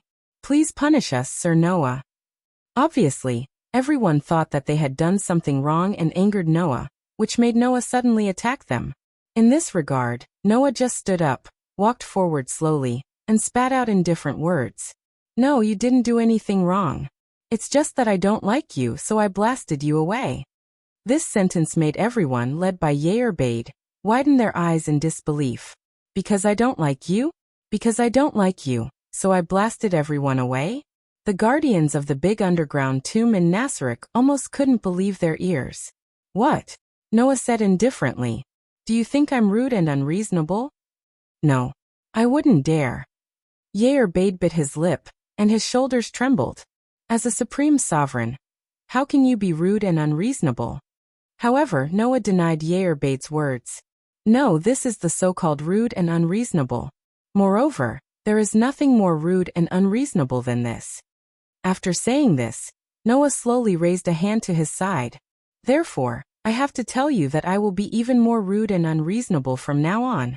Blades, swords, spears, halberds, and all sorts of other treasures suddenly emerged from the golden ripples around Noah, and pointed at Yerbade and the others. Because I really don't like you, blasting you away is no longer enough to satisfy me. I'm going to kill you for real. The heavy and substantial pressure, along with Noah's ruthless and unreasonable words, pierced into the hearts of the guardians. If you want to live, then stand up, resist, and kill me. This sentence made the hearts of all the guardians of the big underground tomb in Nasarek tremble. Their eyes were filled with intense despair. That despair was not directed at Noah. Instead, it was directed at himself. No, Yerbade shouted out the thoughts in the hearts of all the guardians present. How could we possibly make a move against you, a supreme sovereign? However, this sentence was met with a leisurely smile from Noah. If you don't resist, then only death awaits you. Hearing this, the group of guardians actually raised their heads in unison and said in unison, "Our lives belong to Lord Noah." After saying that, the guardians lowered their heads and closed their eyes, looking as if they were willing to be beheaded. Among them, Yeerbade's heart was filled with sorrow. How could this young lady not be heartbroken when her beloved master said that he did not like her to the point of wanting to kill her? The rest of them, on the other hand, had fearful yet determined looks on their faces. Even so, none of the guardians present, including Yeerbade, had any grudges against Noah's brutality and cruelty. Noah looked at the group of guardians who lowered their heads obediently, looking as if they would have no regrets even if they were killed. A thoughtful look flashed across his dark, deep eyes. Noah did not really dislike these guardians to the point of wanting to kill them directly. Noah just wanted to know if these guardians would be as loyal to Noah, the owner of the underground tomb in Nasarek, no matter what the situation was. After all, no matter how accurate the settings in the game were, they could not be so accurate to the point of including people's hearts. It was like a person who was a traitor. Even if they were absolutely loyal to others, once they were disappointed or even rebellious, they would slowly walk the path of betrayal. Noah did not believe that the loyalty of these guardians in the game was off the charts, and that they would always be so loyal in the future. The human heart was complicated. It was hard to say when a guardian would become dissatisfied with being loyal to Noah and start to rebel. That was why Noah treated these guardians in the most rude and unreasonable way. If even this kind of rude and unreasonable behavior would not cause the guardians to betray him, then Noah would more or less choose to believe these people. He believed that these people would not go against his will. In that case, at least under Noah's leadership, the possibility of the underground tomb in Nasarek bringing serious effects to this world would be greatly reduced. Of course, he had to add fuel to the fire. "Is that so?" Noah said. "Then what if I tell you to kill everyone except yourself?" Chapter 1158. Following Noah's words, the atmosphere in the throne room became so oppressive that it was hard to breathe. Led by Yair Abed, Zaisha, Yalmer, Kossitz, Demiugos, and Annabelle all felt their breathing stop. But immediately after, apart from Annabelle, all the guardians raised their heads and looked at each other with unswerving determination and cruelty in their eyes. Seeing this, Noah understood. These NPCs from Yggdrasil were truly blindly loyal. No matter how ruthless or unreasonable Noah's orders were, as long as they came from Noah's mouth, no matter how incomprehensible they were, they would obediently obey. Only at this moment did Noah let down his guard against the NPCs in Nazarek's tomb.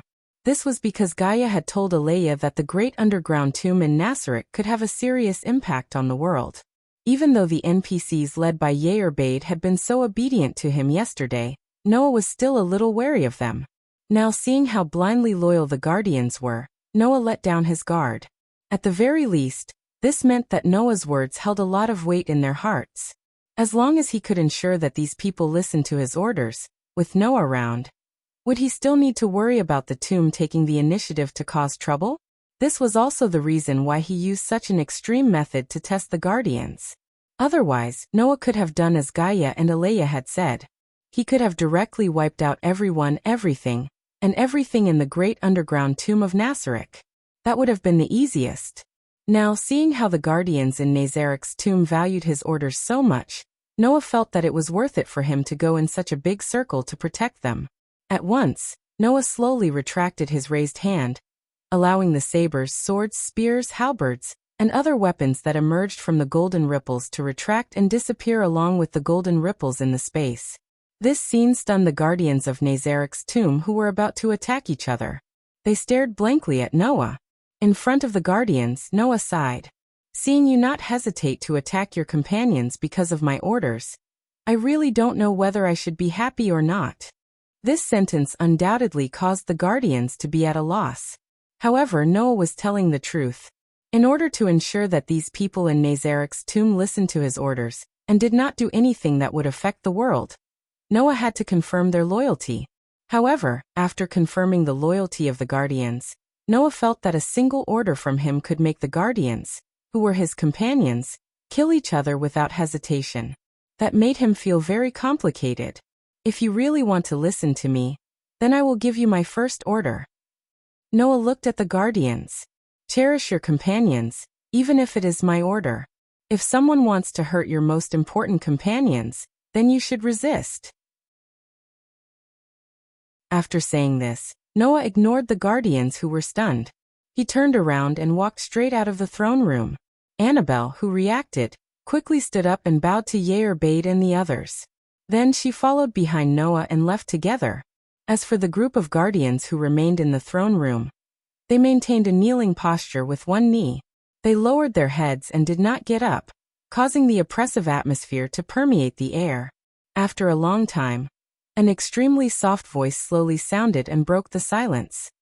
"Hey, sister," Malay said in a weak and dejected tone to Yal, who was beside him. "Did we disappoint Lord Noah?" All the guardians present trembled and showed uneasiness one after another. "Is Lord Noah disappointed in us?" Yal was also at a loss, like a child who had lost his way. Then what should we do in the future? This was also the thought in the hearts of all the guardians present. At this moment, a strong sense of uneasiness filled the hearts of all the guardians. To these guardians who were born as NPCs in the game, there was nothing more important than Noah, who was the owner of the great underground tomb in Nasarek. The so-called loyalty had been deeply ingrained in the hearts of all the guardians here. And there was only one person to whom this loyalty was directed. That was Noah. If the person they were willing to sacrifice all their loyalty to was disappointed in them, then there was really nothing more heartbreaking and unsettling for the NPCs in the great underground tomb in Nasarek. Among the guardians present, only 2 of them remained calm for the time being. "Hey, Demiugos," Yerbade muttered to Demiugos. "What do you think?" Hearing this, Demiugos pushed the glasses on his nose up the bridge of his nose. After a moment of silence, he said this. "Without a doubt, Lord Noah was testing our loyalty just now." Everyone, including Yerbade, agreed with Demiugos' words. One of the reasons was that the guardians present had more or less figured out the situation. The other reason was that Demiugos was not only the guardian of the great underground tomb on the 7th floor of Nasarek, but he was also the NPC commander of the great underground tomb when defending against external enemies. In other words, he was the so-called military advisor. His shrewdness, at least in terms of setting, was the best in the entire great underground tomb in Nasarek. And Noah did not hide his actions, so it was natural for him to be seen through. "The Honorable Supreme is testing our loyalty. I understand that." Cosset spat out white mist from his mouth, and spat out a voice that sounded like a gong. "The question is, did we disappoint the Honorable Supreme?" All of a sudden, all the guardians present perked up their ears. However, regarding this, Demiugos said in a somewhat vexed manner, "As far as I'm concerned, Lord Noah should have mixed feelings, right?" "Mixed feelings?"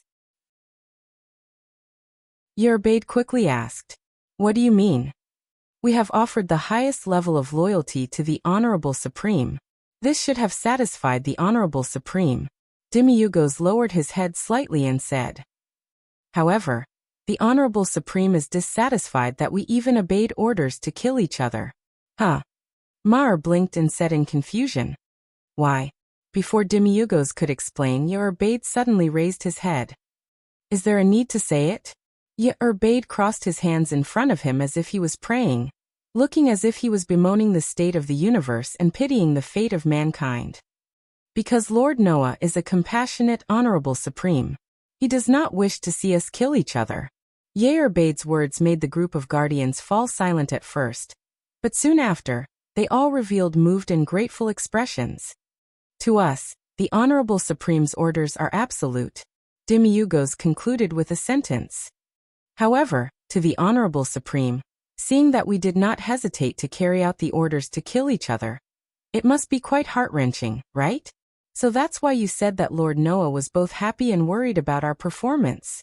Cossitz nodded in understanding and then said words of admiration.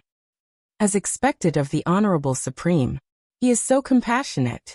The rest of the guardians nodded in agreement, looking grateful and full of longing. If Noah saw this scene, he would definitely not know whether to laugh or cry, right? Indeed, Noah was both happy and worried. The joy was indeed because he had confirmed the loyalty of the Guardians.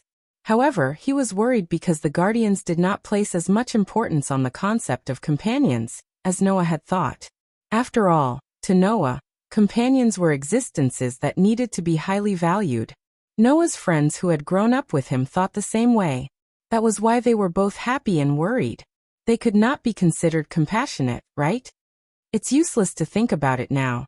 Yerbade stood up and said firmly, "Guardians, we have to find an opportunity to make up for today's loss of composure, and make our honorable Supreme satisfied with us. That would be the greatest glory for us."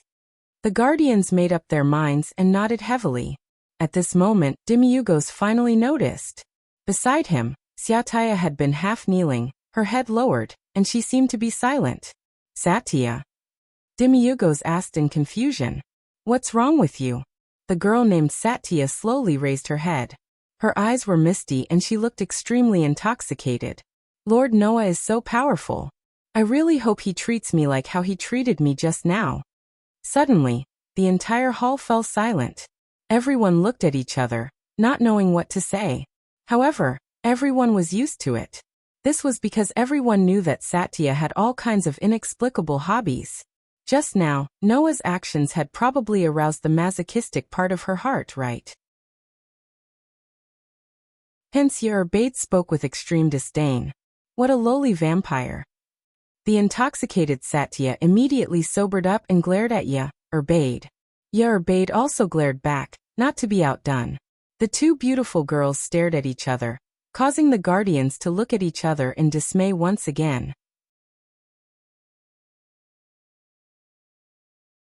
Chapter 1159. The Guardians of Nazarik's tomb were having a conversation in the throne room, but Noah didn't know about it. However, after seeing the foolish loyalty of the Guardians, Noah had more or less made some decisions about how to deal with the underground tomb of Nazarik.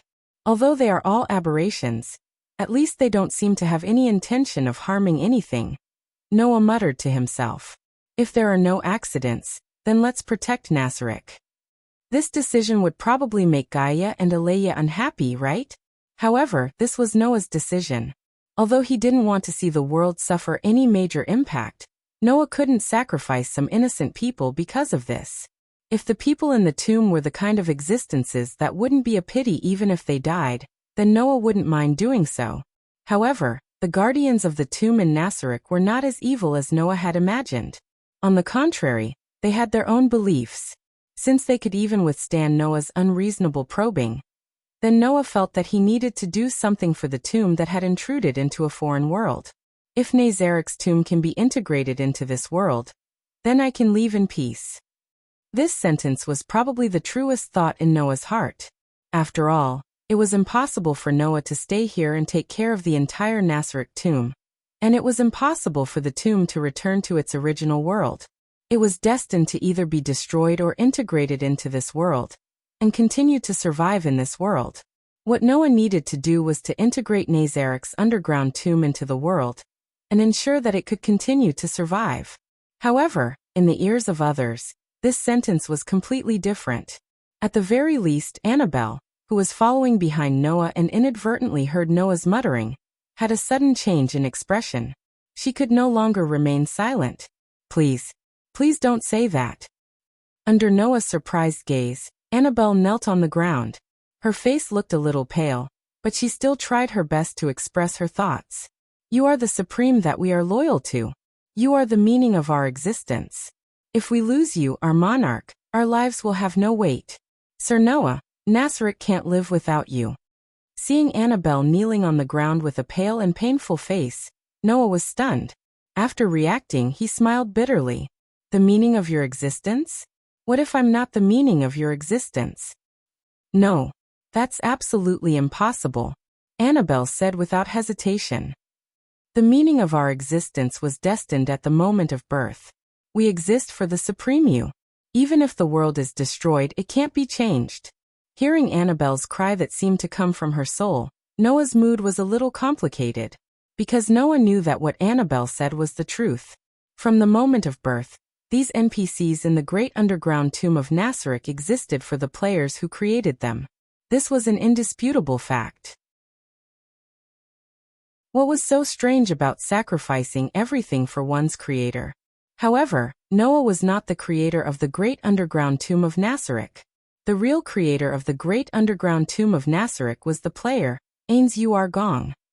Noah just took over this position under the arrangement of Gaia and Aleya.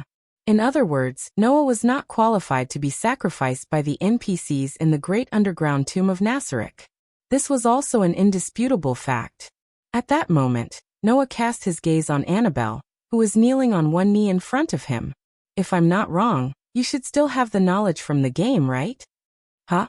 Annabelle was stunned. Maybe you didn't notice, but I have to tell you, Noah said bluntly. Now we are in another world. The entire great underground tomb of Nasarek has been transferred to a strange world. It is no longer the Yggdrasil that you are familiar with. Annabelle could not react at all. It was apparent that Noah's words had more or less exceeded the understanding of this combat made. Seeing this, Noah was even more certain.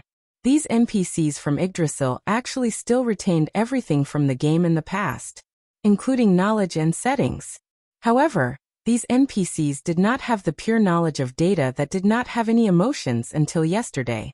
It was just like how everyone knew that they were born from their mother's 10 months of pregnancy, but one day, someone told them that they were born from a crack in a rock, and that their knowledge was just wrong knowledge that was imperceptibly influenced by humans.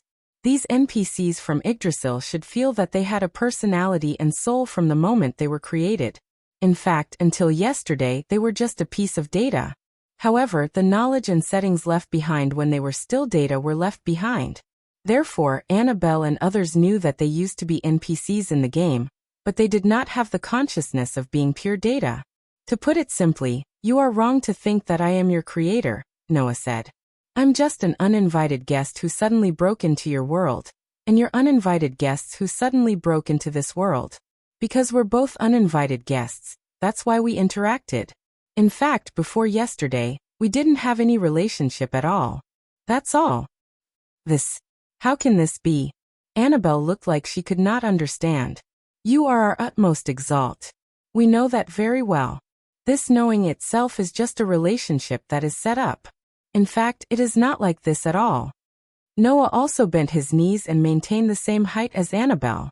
He looked into Annabelle's eyes and said, I'm not the one you should be loyal to. I just came here with such an identity. If you're willing to listen to me, I'll lead you to survive in this world.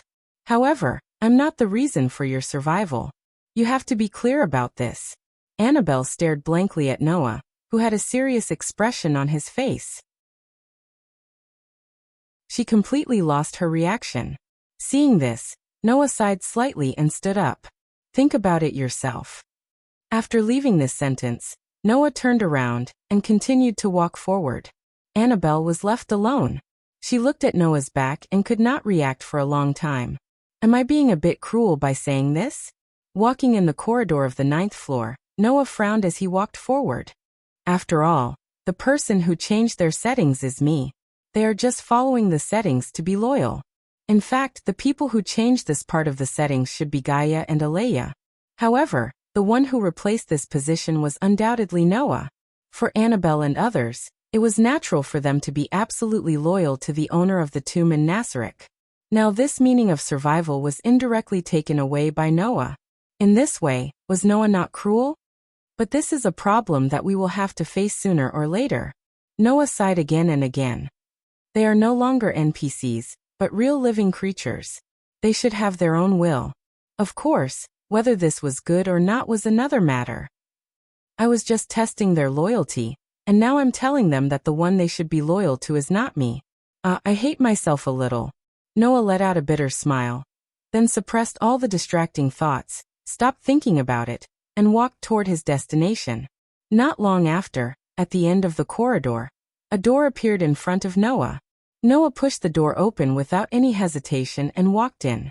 It was a spacious room. A room like a conference room. In the center of the room, there was a very luxurious huge round table. Some seats were neatly arranged around the round table.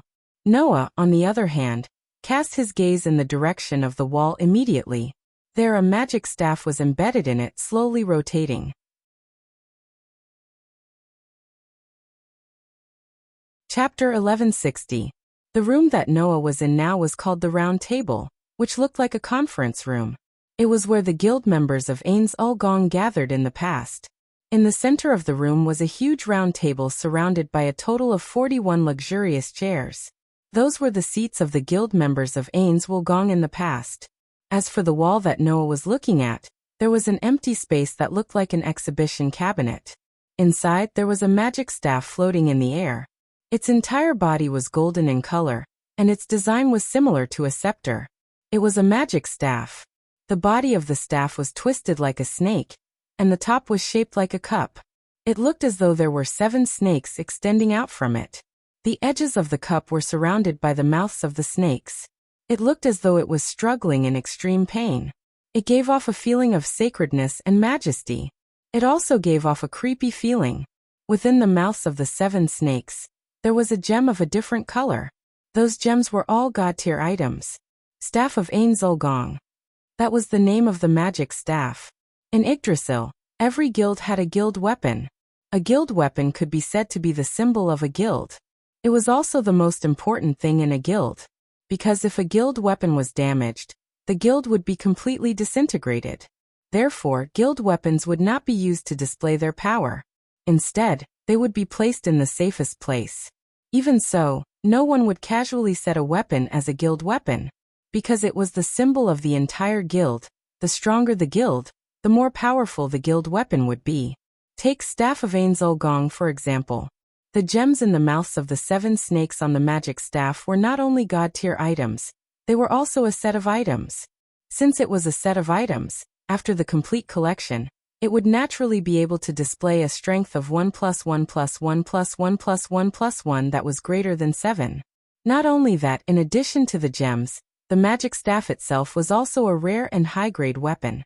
Therefore, the power of Staff of Ains Ul Gong that was finally created was far beyond the god tier. It was definitely comparable to a world-class guild weapon. As mentioned earlier, a world-class guild weapon was not something that a player could possess. That was because of 2 reasons. 1. In Yggdrasil, there are only 200 world-class items. They are known as the ultimate items. 2 world-class items. Each of them has a unique effect. Some can even destroy the balance of the game. For example, among the world-class tools that could destroy the balance, there were 20 tools that possessed unparalleled extraordinary abilities called the 20. Some of them could completely delete the target from the game, but at the cost of the user being completely deleted as well. Some of them could request Yggdrasil's production company to change part of the magic system. There was also the strongest world-class item. It was said that it could continuously grow stronger without limit. After a period of time, the wielder would be able to conquer the entire underground tomb of Nasarek. Of course, the world-class items named 20 were too powerful and would disappear after one use. Although the rest of the world-class items weren't like this, since it was a world-class item like the 20, its effects and uses could be imagined. It was easy to imagine the power of the Staff of Ains Ul Gong, which was comparable to such a world-class item. Unfortunately, it's going to be mine now. Noah, who was standing in front of the Staff of Ains Ul Gong, reached out his hand and held the staff. Wang. The moment Noah held the Staff of Anzi Ulkyong in his hand, the Staff of Anzi Ulkyong emitted a flickering reddish-black light. In the light, faces full of pain appeared one after another. Then they collapsed and disappeared. Then they appeared again and again. It was so realistic that one could almost hear the painful wails. This scene made Noah frown. How bad of a taste is this? In fact, if he thought about it carefully, since the creatures in the underground tomb of Nasarek were all aliens, then the nature of the player who created this stronghold, Ains Ul Gong, was obvious. It must be the kind of existence that was like a villain and evil, right? And this kind of setting would indeed make some people feel excited. Unfortunately, Noah was not one of them. He did not have the twisted mentality of feeling happy when he saw others in pain. Naturally, he would be a little unhappy. Forget it. Noah removed the staff of Gong from his body. For the underground tomb of Nasarek, this staff is still very important. I'll take it with me for now. When he held the staff of Gong, Noah could clearly feel that his abilities in all aspects had improved. Could this be considered a characteristic of equipment that was born in the game? For example, it could increase his attributes. Moreover, the staff of Gong could not only increase his attributes, but it also had many hidden skills and magic. Among them, there were even some skills and magic effects that surprised Noah. In terms of functions and effects, this staff is probably comparable to an X-grade relic, right? This was not an exaggeration. This was because Noah realized that if he used the staff of Gong, he could even do something as ridiculous as resurrecting the NPCs in the underground tomb of Nasarek. As for resurrection, even in Noah's treasure vault, he could not find a relic that had the same effect. With this ability, how could the staff of Gong not be an X-grade relic? However, this is also related to the different worlds, right? Noah held the staff of Gong tightly and said to himself, after all, resurrection is a common occurrence in the game. In the eyes of the people here, this ability might not be that impressive, right? With this thought in mind, Noah let go of the staff of Gong. Virum. A golden ripple immediately appeared from the space and swallowed the staff of Gong. Both of them disappeared into the air. Then, Noah looked around and left the room called the Round Table. After leaving the room called the Round Table, Noah walked in the direction of his own room. What surprised Noah was that at the door of the room, with Bade as the leader, a group of guardians were all there, and they all looked uneasy. Master Noah. After noticing Noah's arrival, the group of guardians was suddenly happy, then shocked, and immediately knelt down on one knee one by one. Among them, Bade and Ma Lei's expressions were more or less a little nervous. That was natural. Not long ago, Noah was so rude and unreasonable to them. It was natural for them to behave like this. Noah did not feel that there was anything wrong with this. When he chose to use this method to test what kind of people these guardians were, Noah more or less guessed the result. Therefore, Noah did not want to correct anything. He directly went forward and asked in confusion, "What's wrong? Why are you all gathered in this place?" This sentence made the group of guardians excited. How can you say that this is a place like this? Bade looked like he was trying to express something. This is the residence of the Supreme Being. To us, this is the most sacred place. The group of guardians also nodded vigorously, which made Noah raise his eyebrows. I treated you like that just now, and you still treat me as a Supreme Being? Please don't say that. Zaisha looked more agitated than Bade and said this with a red face. To be treated like that by the Supreme Being. That is also a gift to us. That's right. It is a gift. Please continue to whip us like that. Suddenly, the rest of the guardians showed a look of wanting to refute but not knowing how to refute. Noah, on the other hand, could not help but twitch the corner of his mouth. Why do I feel that the guardians of the first, second, and third levels seem to be a little dangerous?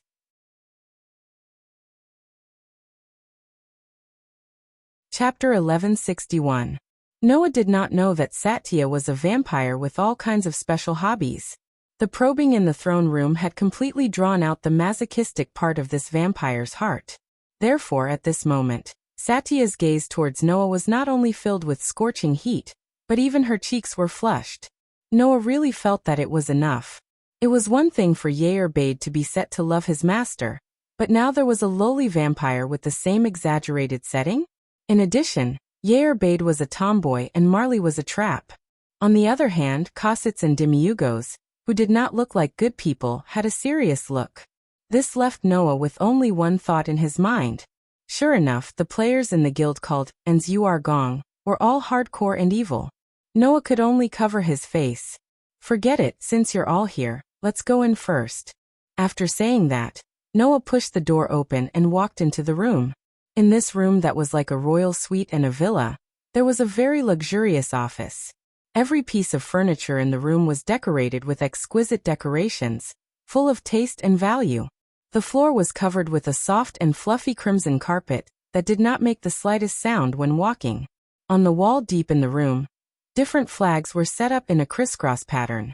In such a room, there was also a very imposing black sandalwood desk. Noah led a group of guardians into the office and sat down on the black leather chair in front of the desk. He looked at the guardians. "Okay, what's the matter?" Yerbade exchanged glances with the group of guardians. Then he took a step forward and spoke in an uneasy tone. "Sir Noah, didn't you gather all the guardians because you have something to tell us?" "Something to tell us?" Noah scratched his cheek and shrugged. "Don't you know why we gathered you?" Yerbade became hesitant, as if he did not know what to say.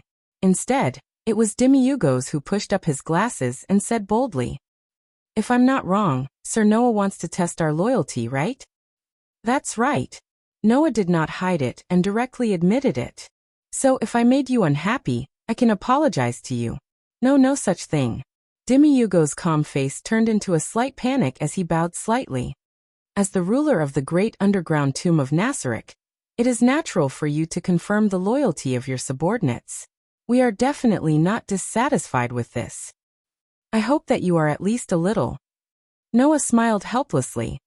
"After all, I am testing you for my own reasons, not for the great tomb of Nasarek." This sentence was half true and half false. The true part was that Noah's of the great tomb of the tomb of the tomb of Nasarek. The false part of the world tomb of Nasarek tomb of Nasarek, no should be erased. Should be protected. These two decisions were the difference between heaven and earth for the great tomb of Nasarek. Therefore, that test could also be said to be for the sake of the great tomb of Nasarek. In this regard, the guardians had their own insistence. "Our lives belong to you," Yerbade said solemnly. "No matter what your intentions are or how you treat us, we will have no regrets." The other guardians also seemed to agree, which made Noah's eyes flicker. Although it was only the settings of the game that caused these guardians to be so loyal, no matter what, Noah had obtained this loyalty. Since he had obtained the loyalty of everyone in the great tomb of Nasarek, then it was also Noah's responsibility to work for them. Just like when he became the God Slayer, the first thing Noah felt was not the benefits of power and strength, but the responsibility of standing up for the humans who were threatened by the god of disobedience. Becoming the master of the great tomb of Nasarek symbolized power and strength, but at the same time, it also came with such a responsibility. "If these are your sincere words, then I will accept your resolve." Noah suddenly smiled. "Let me be your master." "Yes. Become the master." It was not like before, where it was just a relationship. Here, the relationship between Noah and the great tomb of Nasarek was truly confirmed. When they heard Noah's words, the guardians, led by Yerbade, were overjoyed. They all knelt down on one knee and offered the highest respect. "We swear that we will give everything we have to you, the Supreme Master." At this point, Noah had truly become the master of these guardians' loyalty. For this world, the great tomb of Nasarek was undoubtedly a place that did not originally exist. Therefore, Noah was quite concerned about where the great tomb of Nasarek had been moved to in this world. If it was some deep mountain or forest, then it was a good thing. However, if it was moved to a place that was extremely close to humans, then it was not a good thing. Everyone in the great tomb of Nasarek was an abnormality. For humans, all the creatures in the great tomb of Nasarek were just monsters. If it was moved to a place close to humans, then it would either cause panic or attract hostility. Therefore, Noah was prepared to go to the surface to see what kind of world this was, and what kind of place the great tomb of Nasarek was before making any further plans. Unfortunately, this mission was taken up by Demiugos at the first possible moment. There is no reason for the Supreme Master, Lord Noah, to personally deal with such a small matter.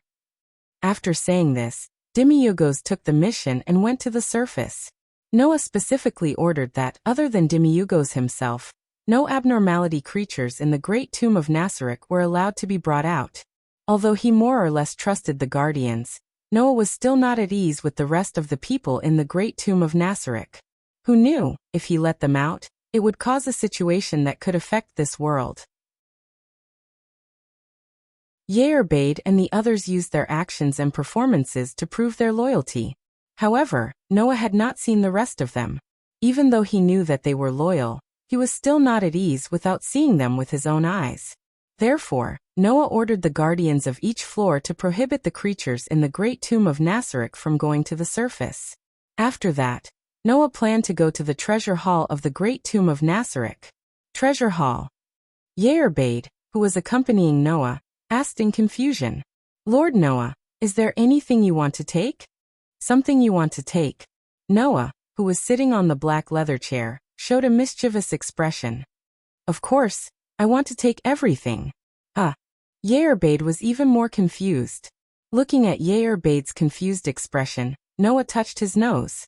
Could he tell Yerbade that he felt that many of the items in the game would be able to display effects and functions that the items in his own treasury could not, so he wanted to loot it? "Anyway, if you see anything useful, just take it out." Noah spread his hands and said to Yerbade, "Yerbade, do you want to come too?" Can I?" Yerbade's face was filled with joy, but it quickly dimmed. "But the treasure hall is a place that only Supremes can enter. We can't go in." Indeed, the treasure hall of the great tomb of Nasarek could only be entered by those who wore the Ans Ur Gong ring. You can't enter the treasure hall without Ans Ulgong's ring of discipline. "Then I can't do anything." Noah rubbed the ring in his hand and shook his head.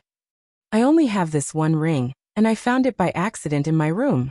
It's okay."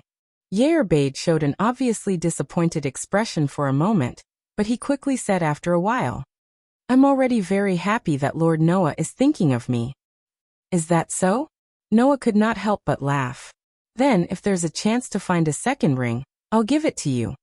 And Beda immediately beamed with joy. Chapter 1162. Actually, Nazarek's treasure hall was not in Nazarek's underground tomb. If he wanted to go to Nazarek's treasure hall, he had to use Ans Ur's ring of respect to teleport. Therefore, when Noah used Ans Ur's ring of respect to teleport to the treasure hall, the first thing that appeared in front of him was a dazzling golden color. The golden light was all brought about by the glittering gold coins. The place where Noah was now was a very vast palace. Inside the palace, there were many huge cabinets that were so tall that they could reach the ceiling. Inside, there were bursts of light that were even more dazzling than the golden light. Upon closer inspection, there were many luxurious-looking items lying in the huge cabinets. There were short staves inlaid with jade. There were protective gloves made of scarlet gold. There were beasts made of obsidian. There were daggers made of light purple crystal. There were crowns decorated with huge diamonds. There were coats made of golden beast skin. There were magic books with steel covers. There were black cloaks with countless small gems sewn on them. There were also scrolls that emitted a strong magical aura, precious stones that were as big as crystal balls, and pieces of crystals with small hexagonal crystal pillars embedded in them, etc. There were no most luxurious items, only more luxurious items. As for the center of the palace that had no cabinets, there were mountains of gold coins and gems piled up. The dazzling golden light that flickered in the entire space was emitted from these mountains of gold and gems. In addition, there was a faint purple gas floating in the air. Sensing the purple gas, Noah muttered to himself, "Poison." That's right. The faint purple gas that filled the treasure hall was all poison. Moreover, it was a highly toxic poison that could kill any creature that did not have poison immunity in less than 3 steps. This was one of the measures set up to prevent outsiders from breaking into the treasure hall and stealing the treasures here. After all, the treasure hall was not in Nazarek's underground tomb, and there were no guards here. It would not be strange if someone came in. However, it was wrong to say that there were no guards. According to what Noah knew, there was actually a guardian in the depths of the treasure hall who was responsible for managing the treasure hall. There are quite a lot of interesting things. Noah looked around at the items in the huge cabinets and clicked his tongue in wonder. Every piece of equipment, every tool, and every item was at least at the level of a holy relic. As for the items below the level of a holy relic, they were piled up on the ground of the palace like the gold and silver treasures. Naturally, the first thing that Noah looked at was the items in the huge cabinets. According to Noah's judgment, the level of the equipment, the level of the relic, and the level of the gate of Babylon could be compared to the level of the relic level. Level equipment. The level of the holy level was level of relic. Legendary level equipment level relic was level of level relic level of the holy relic, and heritage level equipment level relic was level D to level E. As for the low level, intermediate level, advanced level, and highest level equipment, tools and items, they could not even be considered as relic level. Of course, the relic with the plus effect was an exception. Otherwise, even a level B plus relic could surpass the level of the holy level equipment, tools and items. Under such circumstances, Noah, who possessed the gate of Babylon, naturally wouldn't pay attention to the low-level items that were casually piled up on the ground. However, there are some things that can be done easily in the game that my gate of Babylon can't do, no matter how high-level the items are. Noah strolled around the entire treasure hall and exclaimed in surprise. So even if it's a low-level item, I can't miss it. Let's not talk about anything else. Just the short staff that Noah was holding in his hand was enough. It was about 30 centimeters long and had the color of ivory. The front part of the staff was decorated with gold, and the staff was engraved with a strange rune. It was filled with a holy aura. It was an item called the Resurrection Short Staff.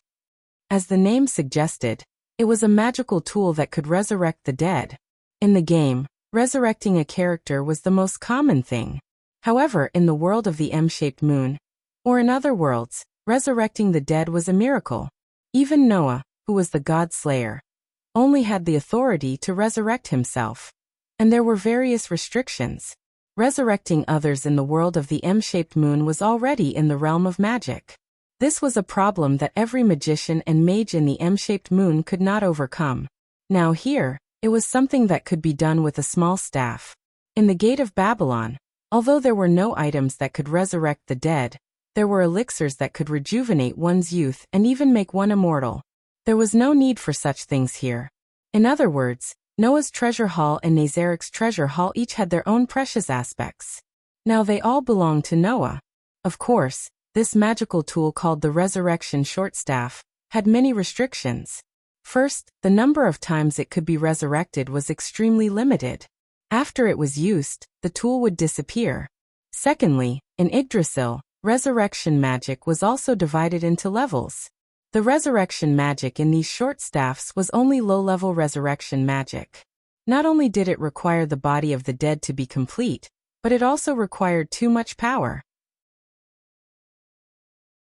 In the game's terms, if the level exceeded a certain level, then it could not be resurrected. Well, it's better than nothing. With this thought in mind, Noah first threw the short staff in his hand on the ground. Then, the corner of his mouth curved up in an evil arc as he raised one hand. Accompanied by the sound of space trembling, golden ripples appeared one after another from the huge cabinets leaning against the wall. They swallowed the items one by one and kept them in Noah's treasure hall. Another sound of space trembling rang out. This time, the golden ripples appeared from the bottom of the rather valuable items on the ground and swallowed them one by one.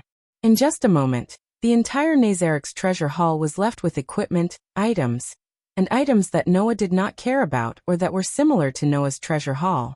As for the entire mountain of gold coins and gems, Noah did not care about them at all. There was a treasure hall that had a lot more than this and could automatically replenish itself after consumption. The things here are just appetizers.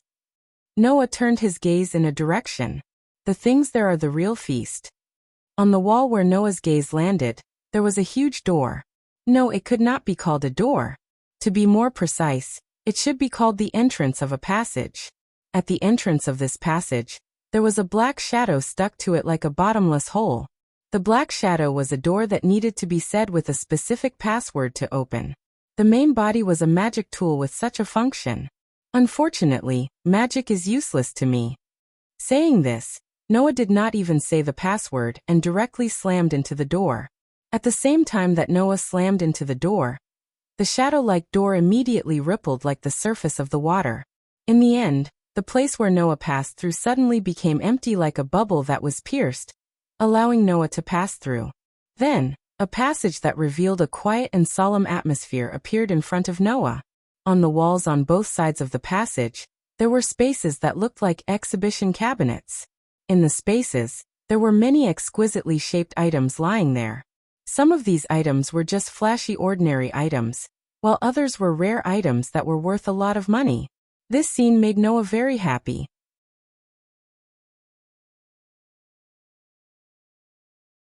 Chapter 1163.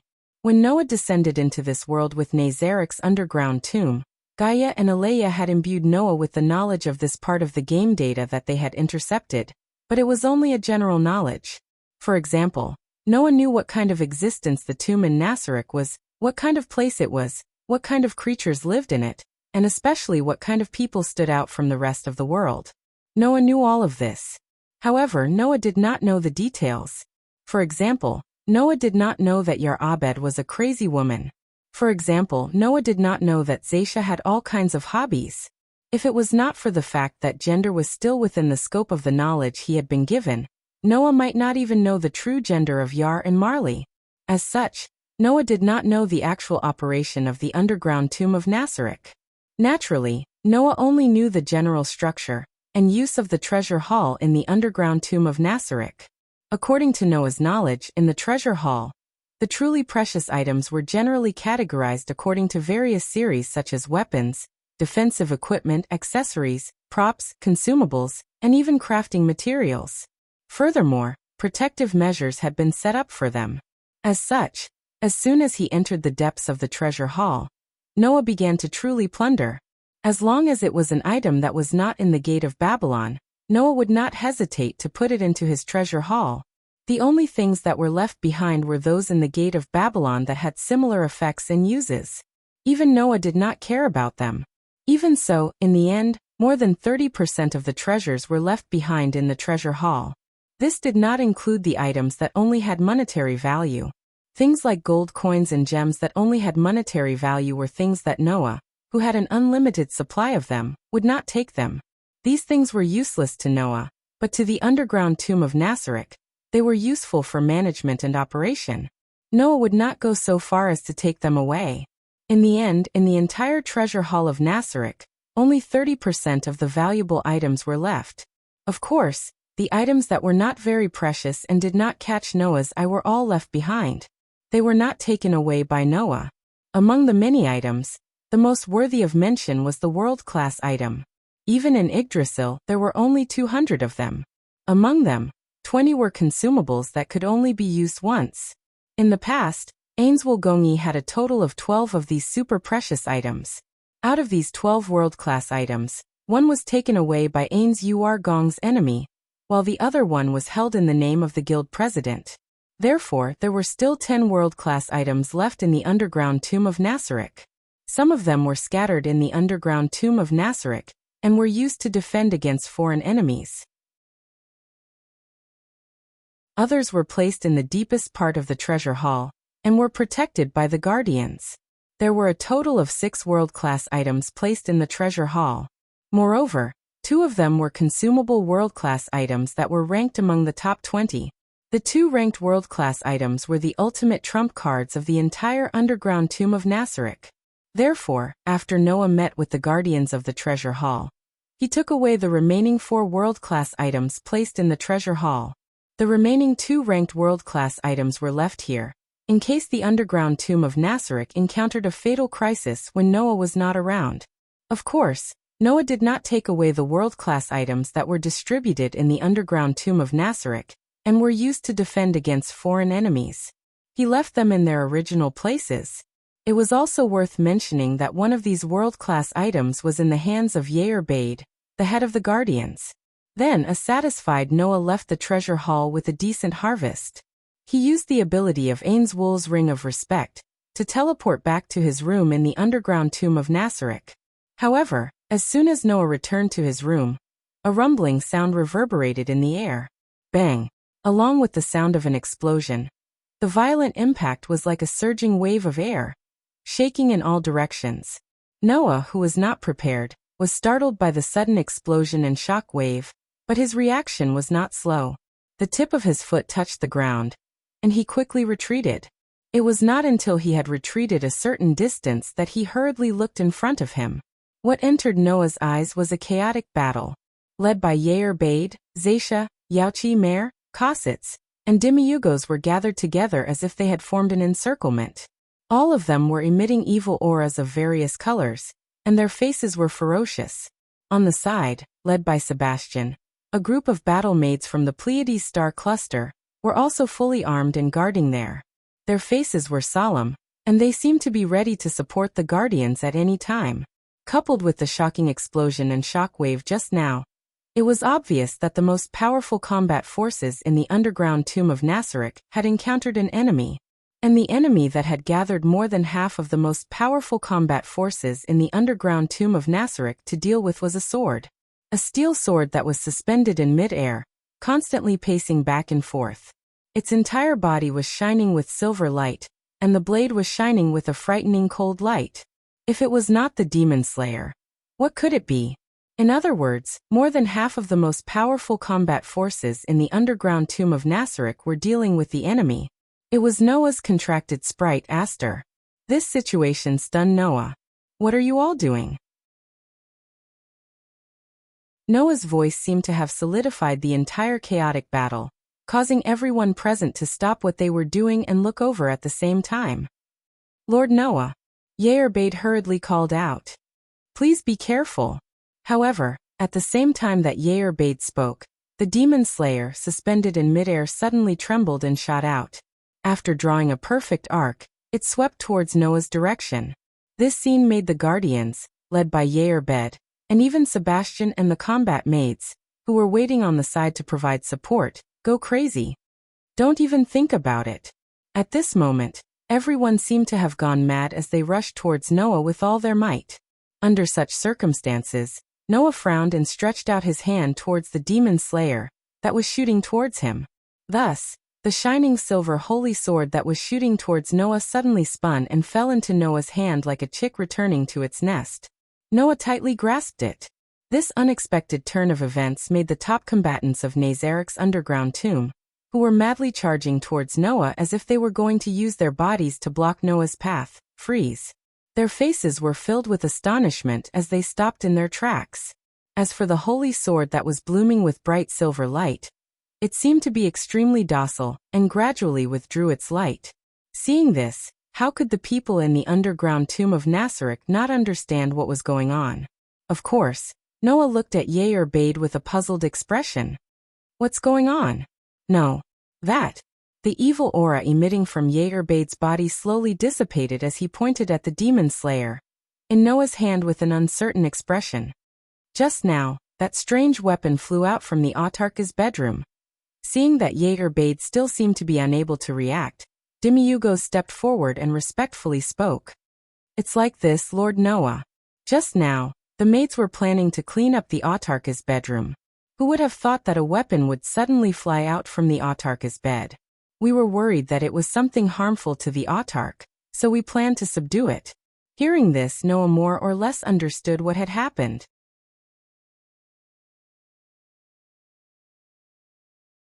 Chapter 1164. In the morning, after gathering all the guardians in Yerbet, Annabelle informed Noah to head to the throne room. Since Aster was still sleeping soundly, Noah didn't want to wake her up, so he left her behind and headed to the throne room alone. After all, there was an unbreakable contract between Noah and Aster. No matter how far apart they were, as long as Noah didn't leave this world and go to another world, he could use the power of the contract to summon Aster to his side. Of course, Aster could also use her own will to come to Noah's side through the contract. That was why Noah was relieved to leave Aster in his bed. However, what Noah didn't expect was that the people in the tomb didn't know Aster, let alone that Aster was lying in Noah's bed. Therefore, when the two met, there would naturally be all kinds of misunderstandings. Now that they saw the demon slayer obediently held in Noah's hand, the people in the Nasarek graveyard understood what was going on. The sword that suddenly flew out of Noah's bed was Noah's possession, as expected of the Supreme One. Demiurgos said in admiration. Only Lord Noah, the ruler of Nazarek's underground tomb, could possess such an extraordinary item. The NPCs in Nazarek's underground tomb nodded in agreement, as they looked at Noah with admiration in their eyes. It wasn't like Yggdrasil didn't have weapons that would automatically attack the enemy. For example, and Zurqshi's staff had an automatic attack system that could deal a heavy blow to a thief with bad intentions.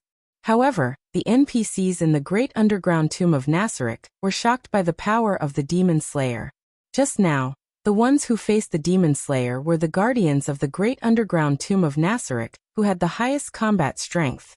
Although they hadn't used their full strength yet, including Yerbade, a total of 6 guardians were still unable to take down the Demon Slayer. One could only imagine how powerful it was. It was definitely a weapon comparable to a world-class item. That was what everyone thought. And it was precisely because of this thought that the scene that happened next shocked everyone.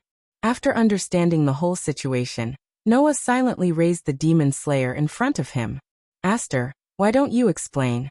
Just when everyone was confused about why Noah was talking to his weapon, the Demon Slayer that Noah raised in front of him blossomed with a bright light. Immediately after, the shining silver holy sword slowly disintegrated into light particles and flew around Noah's body. Then they gathered next to Noah and gradually turned into a human form. Elegant silver-white waist-length hair flowed down her soft and slender body. Aster, who was still wearing his usual Alicia Elven Academy uniform, floated down from the light and landed beside Noah with the tip of his foot. Seeing this scene with their own eyes, everyone was stunned. The weapon turned into a human. Ignoring the stunned expressions of the NPCs in the Nasarek underground tomb, Aster glanced at Yerbade and spoke with an expressionless face. That woman over there wanted to crawl into Master's bed, so I turned into a sword to chase her out. Noah first sighed, then reacted and looked at Yerbade suspiciously. Why is your first thought to chase her out? Yerbade, why did you crawl into my bed? Yerbade didn't answer this question. Yerbade was staring blankly at Aster. His finger was trembling as he pointed at the elven girl with a holy aura. His voice was somewhat distorted. A girl? It wasn't just Yerbade. Even Zaisha was glaring at Aster, her face twitching. In other words, the one lying in the Supreme's bed wasn't a weapon, but a girl? Apart from Yerbade and Zatia, everyone else stared at Aster in a daze. For a moment, they didn't know how to react. Of course, unlike Yerbade and Zatia, everyone else was just shocked. They were shocked that a weapon could turn into a human. Right, I haven't introduced her to you yet. Noah shook his head and looked at everyone present. To put it simply, Aster is a type of elf that can transform into a weapon. She has formed a contract with me and become my weapon. From today onwards, you must treat her as a companion. Do you understand? Upon hearing this, the NPCs in the great underground tomb of Nasarek bowed respectfully. As you command. Only Yerbade and Zatia's beautiful faces contorted when they heard those words. She can become Master Noah's weapon. She can even crawl into Master Noah's bed. That means, last night, Master Noah slept with this girl. Zatia's beautiful face was like a chameleon. Her eyes protruded, and the corners of her mouth cracked and twisted crazily. Seeing Zatia's beautiful face twisted like that, Noah was frightened. Bang! Just as Noah was frightened by Zatia's appearance, a loud sound suddenly erupted. As a result, the entire room started to shake and shake violently. This time, everyone was frightened. Noah looked at the source of the loud sound in bewilderment. Then the scene that entered his eyes made the corners of his eyes twitch. He saw that there was a huge hole in the wall where Noah was looking at. In front of the wall, Yerbade said with a gentle and beautiful smile, "What's wrong, Master Noah?" As he said this, blood flowed down from his forehead and dyed his gentle and beautiful smiling face red. Noah felt like he was in a bad mood. That hole in the wall couldn't have been created by Yerbade's head, right? That was such a big hole. But he only bled so little? Could it be that the skulls of the aliens in Nazarek's underground tomb were all so tough? No, that wasn't the most important question. But why did Yerbade use his head to hit the wall? However, Noah's intuition told him that it was best not to care about this question. Otherwise, he would definitely lose something very important. Noah awkwardly changed the topic. In short, Aster, you can't attack the people here in the future. They are all companions, understand? Yes. Aster was still expressionless, But she leaned her body against Noah and held Noah's hand tightly. "I'm Master's sword. Everything is as you wish." In an instant, Noah even heard a kacha sound, as if something had cracked. Then Noah, who turned his head in fear, saw it. Yair Bet and Satya, who had their heads lowered, emitted evil auras, as if their bodies were shrouded in the flames of anger and jealousy. This made Noah even more certain. He absolutely couldn't care less about Yair Bet and Satya. Otherwise, he would definitely lose something very important.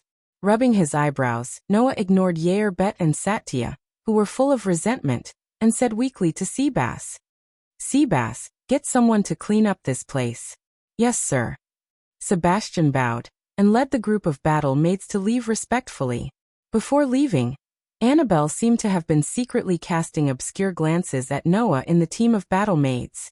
Presumably, the conversation in the morning was still bothering this battle maid.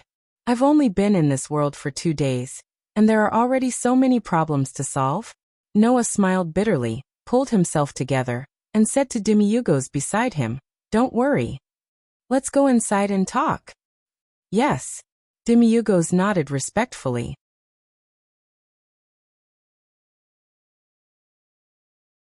Chapter 1165. Grassland.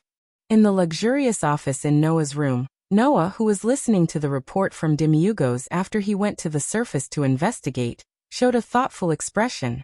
In other words, the great underground tomb of Nasarek is now in a grassland that stretches as far as the eye can see. There are no creatures nearby. Due to time constraints, your subordinate has only scouted the area within 1 kilometer of Nazarek's underground tomb. I haven't had the time to explore the area beyond 1 kilometer. Demiurgos bowed slightly as he spoke. However, there is indeed only a grassland within a 1 kilometer radius of the great underground tomb of Nasarek. There are no man-made structures at all. At most, there are some insignificant small animals moving about. Is that so? Noah looked forward. There, with Yair Bade as the leader, a group of guardians were present. Like Demiurgos, they all bowed slightly to show their respect to Noah. Looking at the 6 guardians in front of him, Noah fell into deep thought again. In the great underground tomb of Nasarek, there were not many full-leveled NPCs, but there were also quite a few. However, it did not mean that the combat power of these NPCs was the same even if they were of the same level. In fact, these NPCs had already been materialized into real living beings. Rather than calling them NPCs, it would be more accurate to call them players. They could also wear equipment. They could also use items. They could also think for themselves. They could also fight independently. Naturally, the combat power of the NPCs in the great underground tomb of Nasarek was different according to their equipment, skills, magic, and even their specialization. Zaisha was the true ancestor of vampires. Not only was she fully equipped with legendary grade equipment, but she also had a divine weapon, the pipette pike, that could absorb damage to her opponent and use it to recover her stamina and injuries. She was the strongest one-on-one in the great underground tomb of Nasarek. Cositas was an insect warrior and wielded 21 weapons. He was one of the 4 NPCs that were most proficient in melee combat in Nazarek's underground tomb. He had the strongest ability to use weapons and had the strongest attack power. He was a true warrior. Yapi was a dark elf. In terms of individual strength, he was at the bottom of the Guardians. However, he had the ability to control hundreds of high-level magical beasts and strengthen the magical beasts. By controlling them, he was able to suppress the other Guardians. He was the strongest existence in group battles. Male was the same as his twin sister. They were both dark elves and specialized in nature magic that manipulated the earth and plants. They were the strongest magicians among the Guardians. Demiurgos was a demon. He was the military advisor of the Guardians and the commander of the defense against external enemies. He had various special abilities such as ruling spells, as well as the smartest mind. On the other hand, Sebastian, who was the butler of Nazarek's underground tomb, was a dragonborn. In Nasarek, he was even stronger than Cositas in terms of combat ability. As for the chief guardian, Yair, he had the strongest defense in the entire Nasarek underground tomb. With his entire body covered in heavy armor, Yair's defense could be said to be impeccable. That was why Yerbade was arranged to be in the throne room. The first person that Noah saw when he arrived in this world was this chief guardian. Because of that, Noah agreed to Demiurgo's request to go to the surface to investigate. This most astute military counselor should know very well what kind of action to take under different circumstances. It's great that I didn't directly descend in a place where people live. Noah shrugged. But I don't know where to find traces of people. If I can't find them, it'll be troublesome. After all, if he wanted to understand this world, he had to first interact with people. Although hiding in the grassland might be able to minimize the influence of Nazarek's underground tomb on this world, once Noah left, he didn't know what would happen to Nazarek's underground tomb. Therefore, it was necessary to connect Nazarek's underground tomb to this world. Y'all Marley. Noah looked at the dark elf twins. Is there any way to find people? In Yggdrasil, the elves were the same as the magical races in the dungeon search for magical encounters world. They were the traditional elves in the fantasy world, unlike the elves in the sword dance of the elves, who were similar to the elementals. As dark elves, although Yal and Marley were abnormal creatures, their abilities were somewhat similar to traditional elves.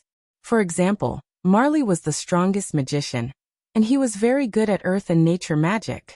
Other than being a beast tamer, he was also very good at scouting and hunting.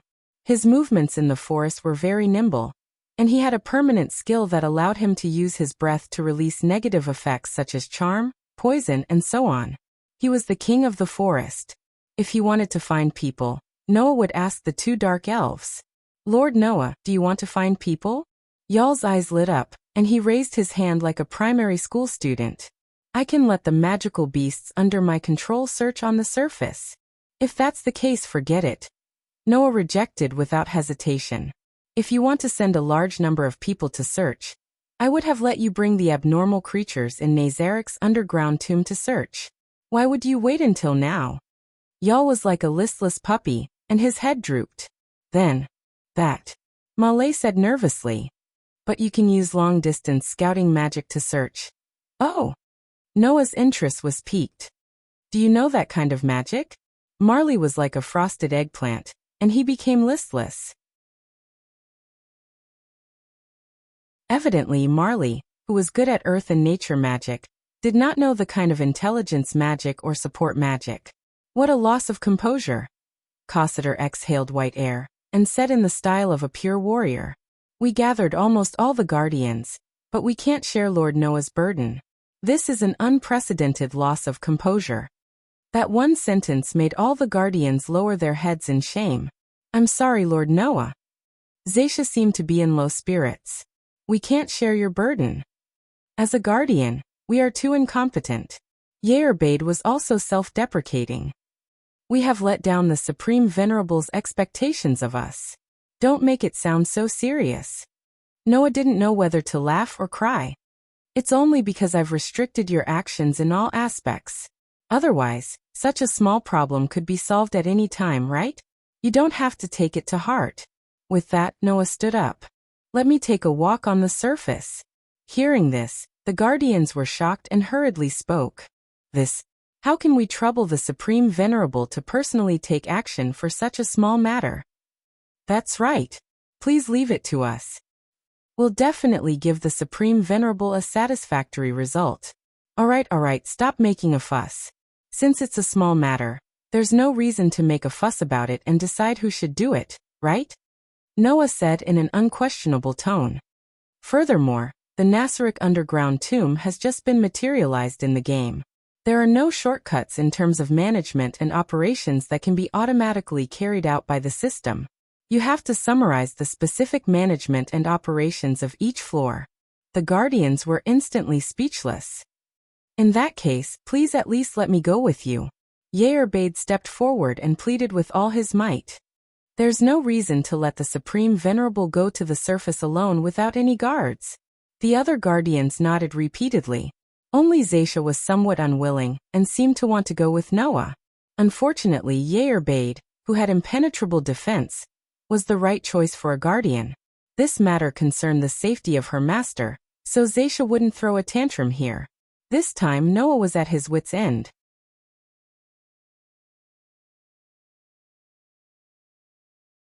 Chapter 1166. No matter which world one was in, the sky was indispensable. In this world, there was also a clear sky. At a certain moment, in the thick clouds, an arc made of bright gold and emerald gems flew out, leaving behind two long tails and two dazzling jets of light.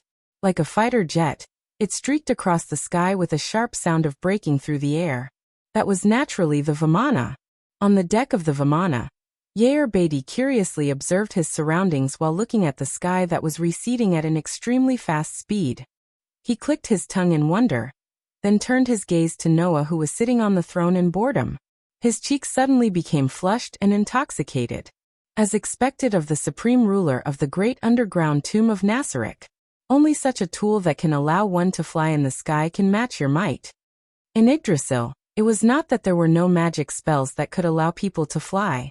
However, there were no means of transportation or magical tools that could carry people in flight. What's more, the Vimana's appearance was indeed quite good. Not only was its entire body made of gold, even its wings were made of gems. Together with the throne, there was no other tool more suitable to be used as a transportation tool for people with extremely high status. After all, the noble artifact named Vimana was a flying device that even the proud and arrogant hero king used as a vehicle, so it was naturally of a high standard. Of course, Noah did not use the Vimana to show off, but to use it as a transportation tool. Seeing Yair Beatty looking at him with an infatuated and intoxicated expression, and with a flushed face, Noah really did not know what to say. Although it was a good thing to be infatuated with such a peerless beauty, Noah could not feel happy at all. There was no other reason other than Yair Beatty's infatuation was too sudden. Noah had only come to this world yesterday, and it was also yesterday that he met Yair Beatty. But from the first time they met, Yair Beatty had this attitude. How should he put it? On the bright side, it could be said that Noah had experienced the feeling of being loved at first sight. But on the downside, wouldn't he feel that this was too sudden and unacceptable? Of course, as mentioned earlier, it was a good thing to have a peerless beauty so infatuated with him, no matter how sudden it was. However, Yair Beatty's infatuation always made Noah think of someone. Freya. She was known as the goddess of love and goddess of beauty. She also possessed a peerless beauty that no one else could reach. She was the peerlessly beautiful goddess who had expressed her admiration for Noah without any scruples when they first met. When Noah looked at Yair Beatty, it was as if he was looking at the shadow of that beautiful goddess. He couldn't help but feel awkward. It must be known that Noah did not have a good impression of her. It was Freya Beatty's gaze. Freya.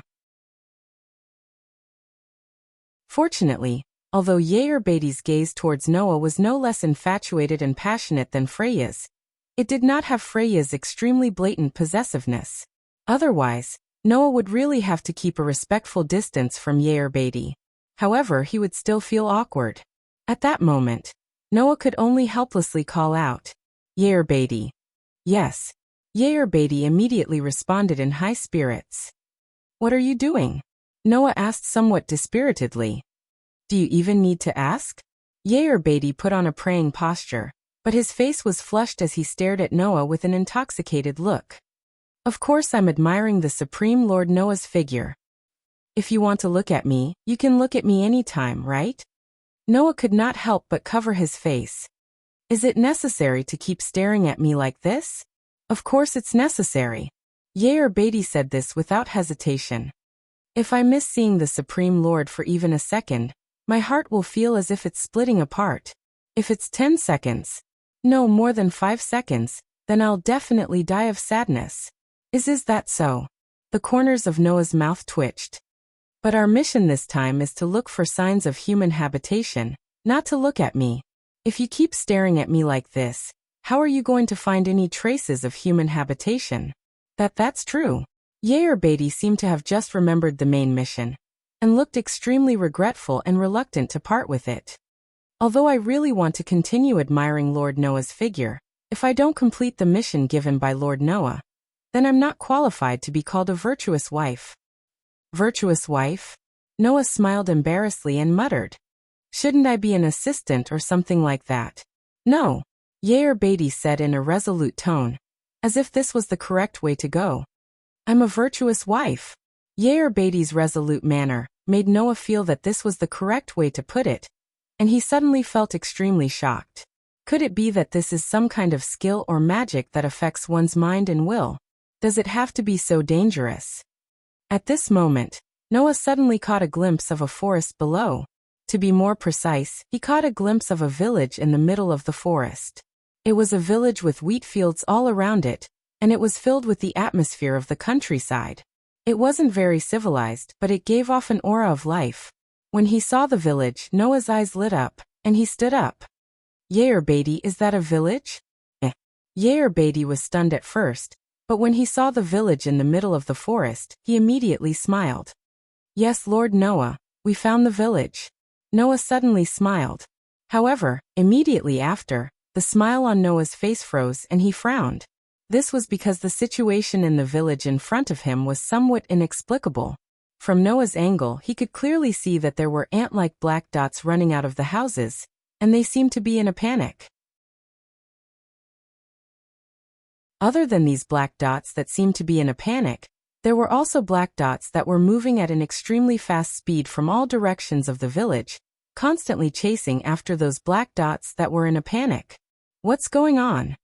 Noah felt that something was strange, and he controlled Vimana to lower its altitude.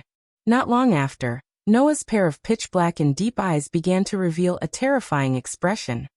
He saw that the black dots that were running out of the houses were villagers wearing crude clothing.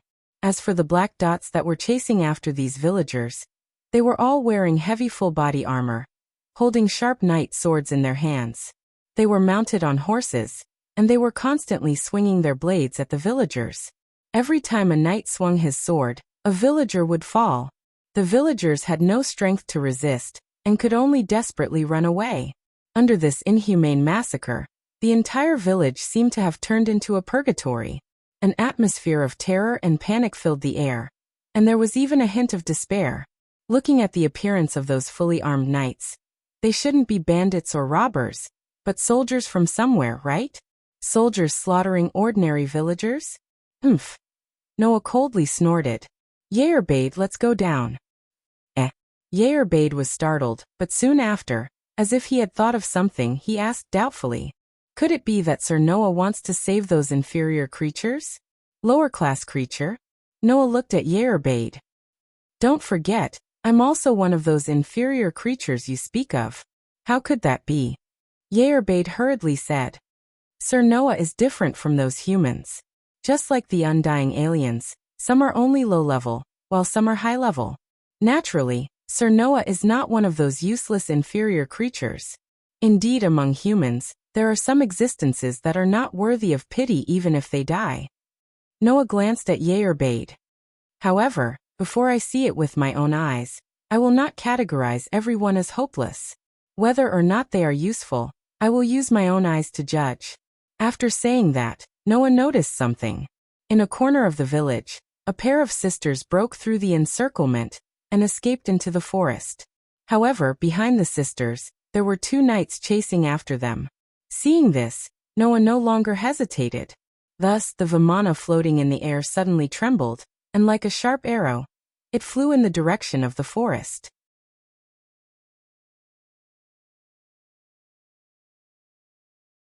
Chapter 1167. Ha. Her breathing became more and more hurried. Thump, thump, thump. Her heartbeat that only she could hear. Screams of agony came from her hometown that was getting further and further away. Stop right there. Don't even think about running away. The knights with a ruthless aura roared as if they were urging death to come closer. Every roar seemed to be telling the young girl, and Lee a fact. Even though her legs were trembling from running, her stamina was getting exhausted.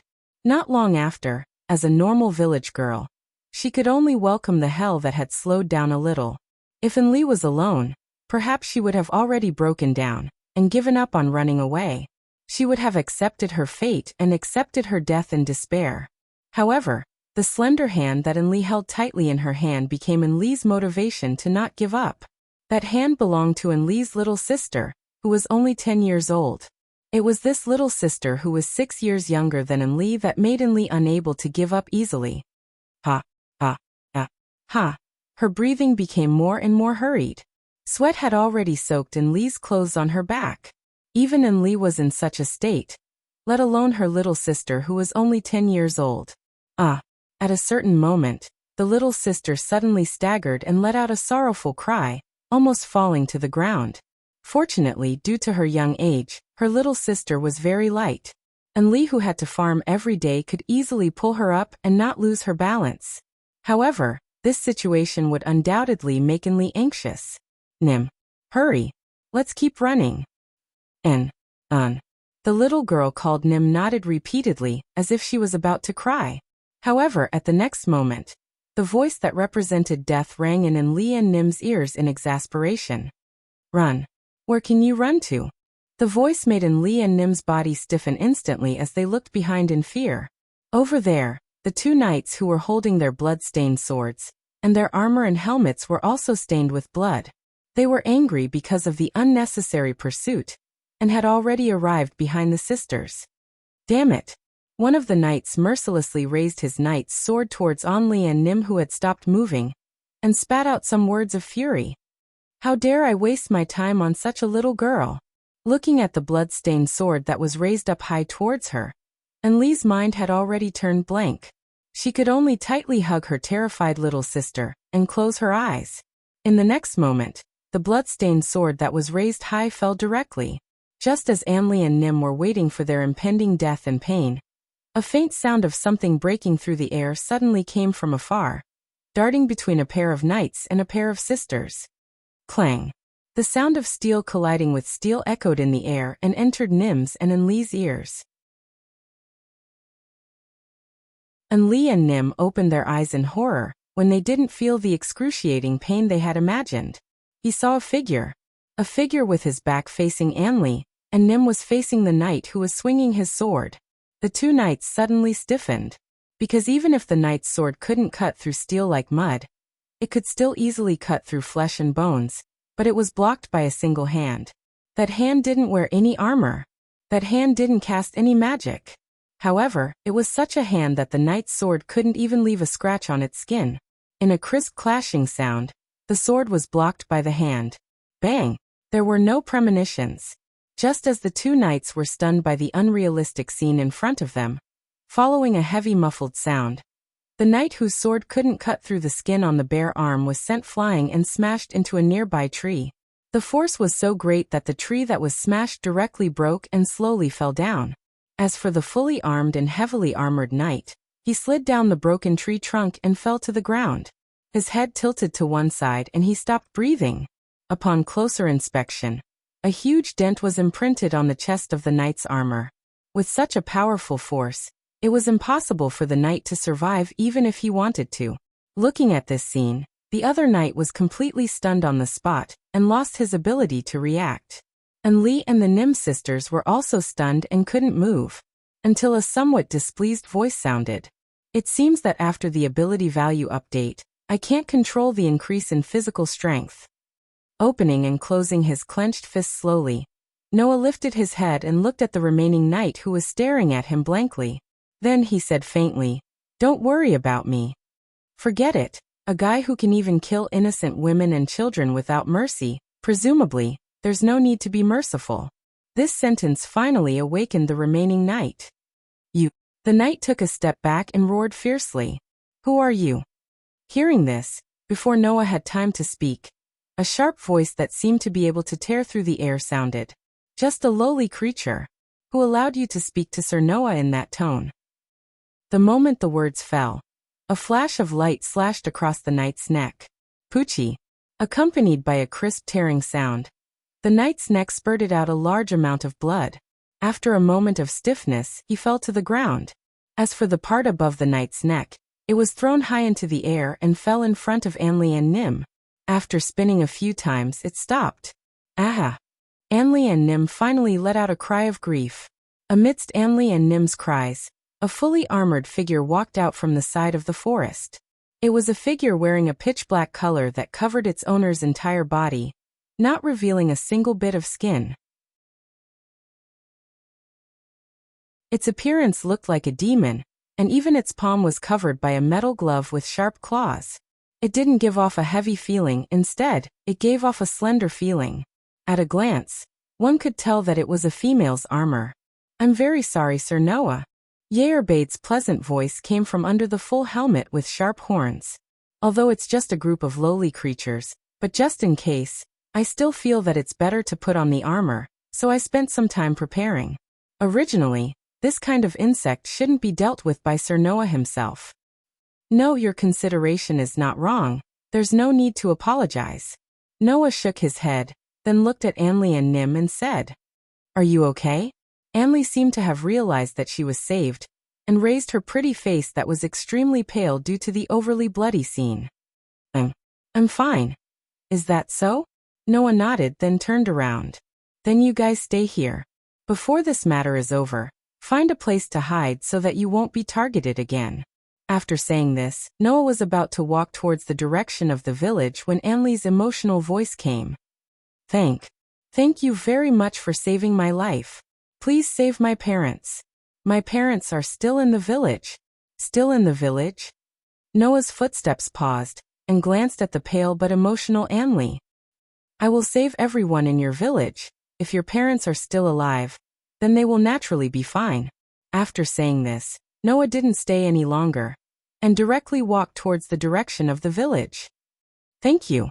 Anli's pretty face that was crying tears of joy from surviving a disaster immediately lowered. "Thank you." Under the gaze of Anli and Nim, Noah brought Yearbade and left the forest. When Noah and Yearbade arrived at the village, the massacre was still ongoing. Fully armed knights were either on horseback or running, with ruthless laughter, as if they were enjoying the desperation of the fleeing villagers. They constantly swung the swords in their hands, bringing forth bursts of crimson blood. Looking at this scene, Noah's heart gradually turned cold, and he slowly walked forward. Wang. A burst of shocking magic suddenly rose from Noah's body. "You're tuning in to the Li Mei's Sword of Destiny YouTube channel. We're so grateful for your support, and don't forget to subscribe to join us on this incredible journey through captivating stories. Your generosity through donations truly makes a world of difference, as it's the primary source of revenue that allows me to expand and enhance this channel for you. Thank you from the bottom of my heart for being a part of this adventure."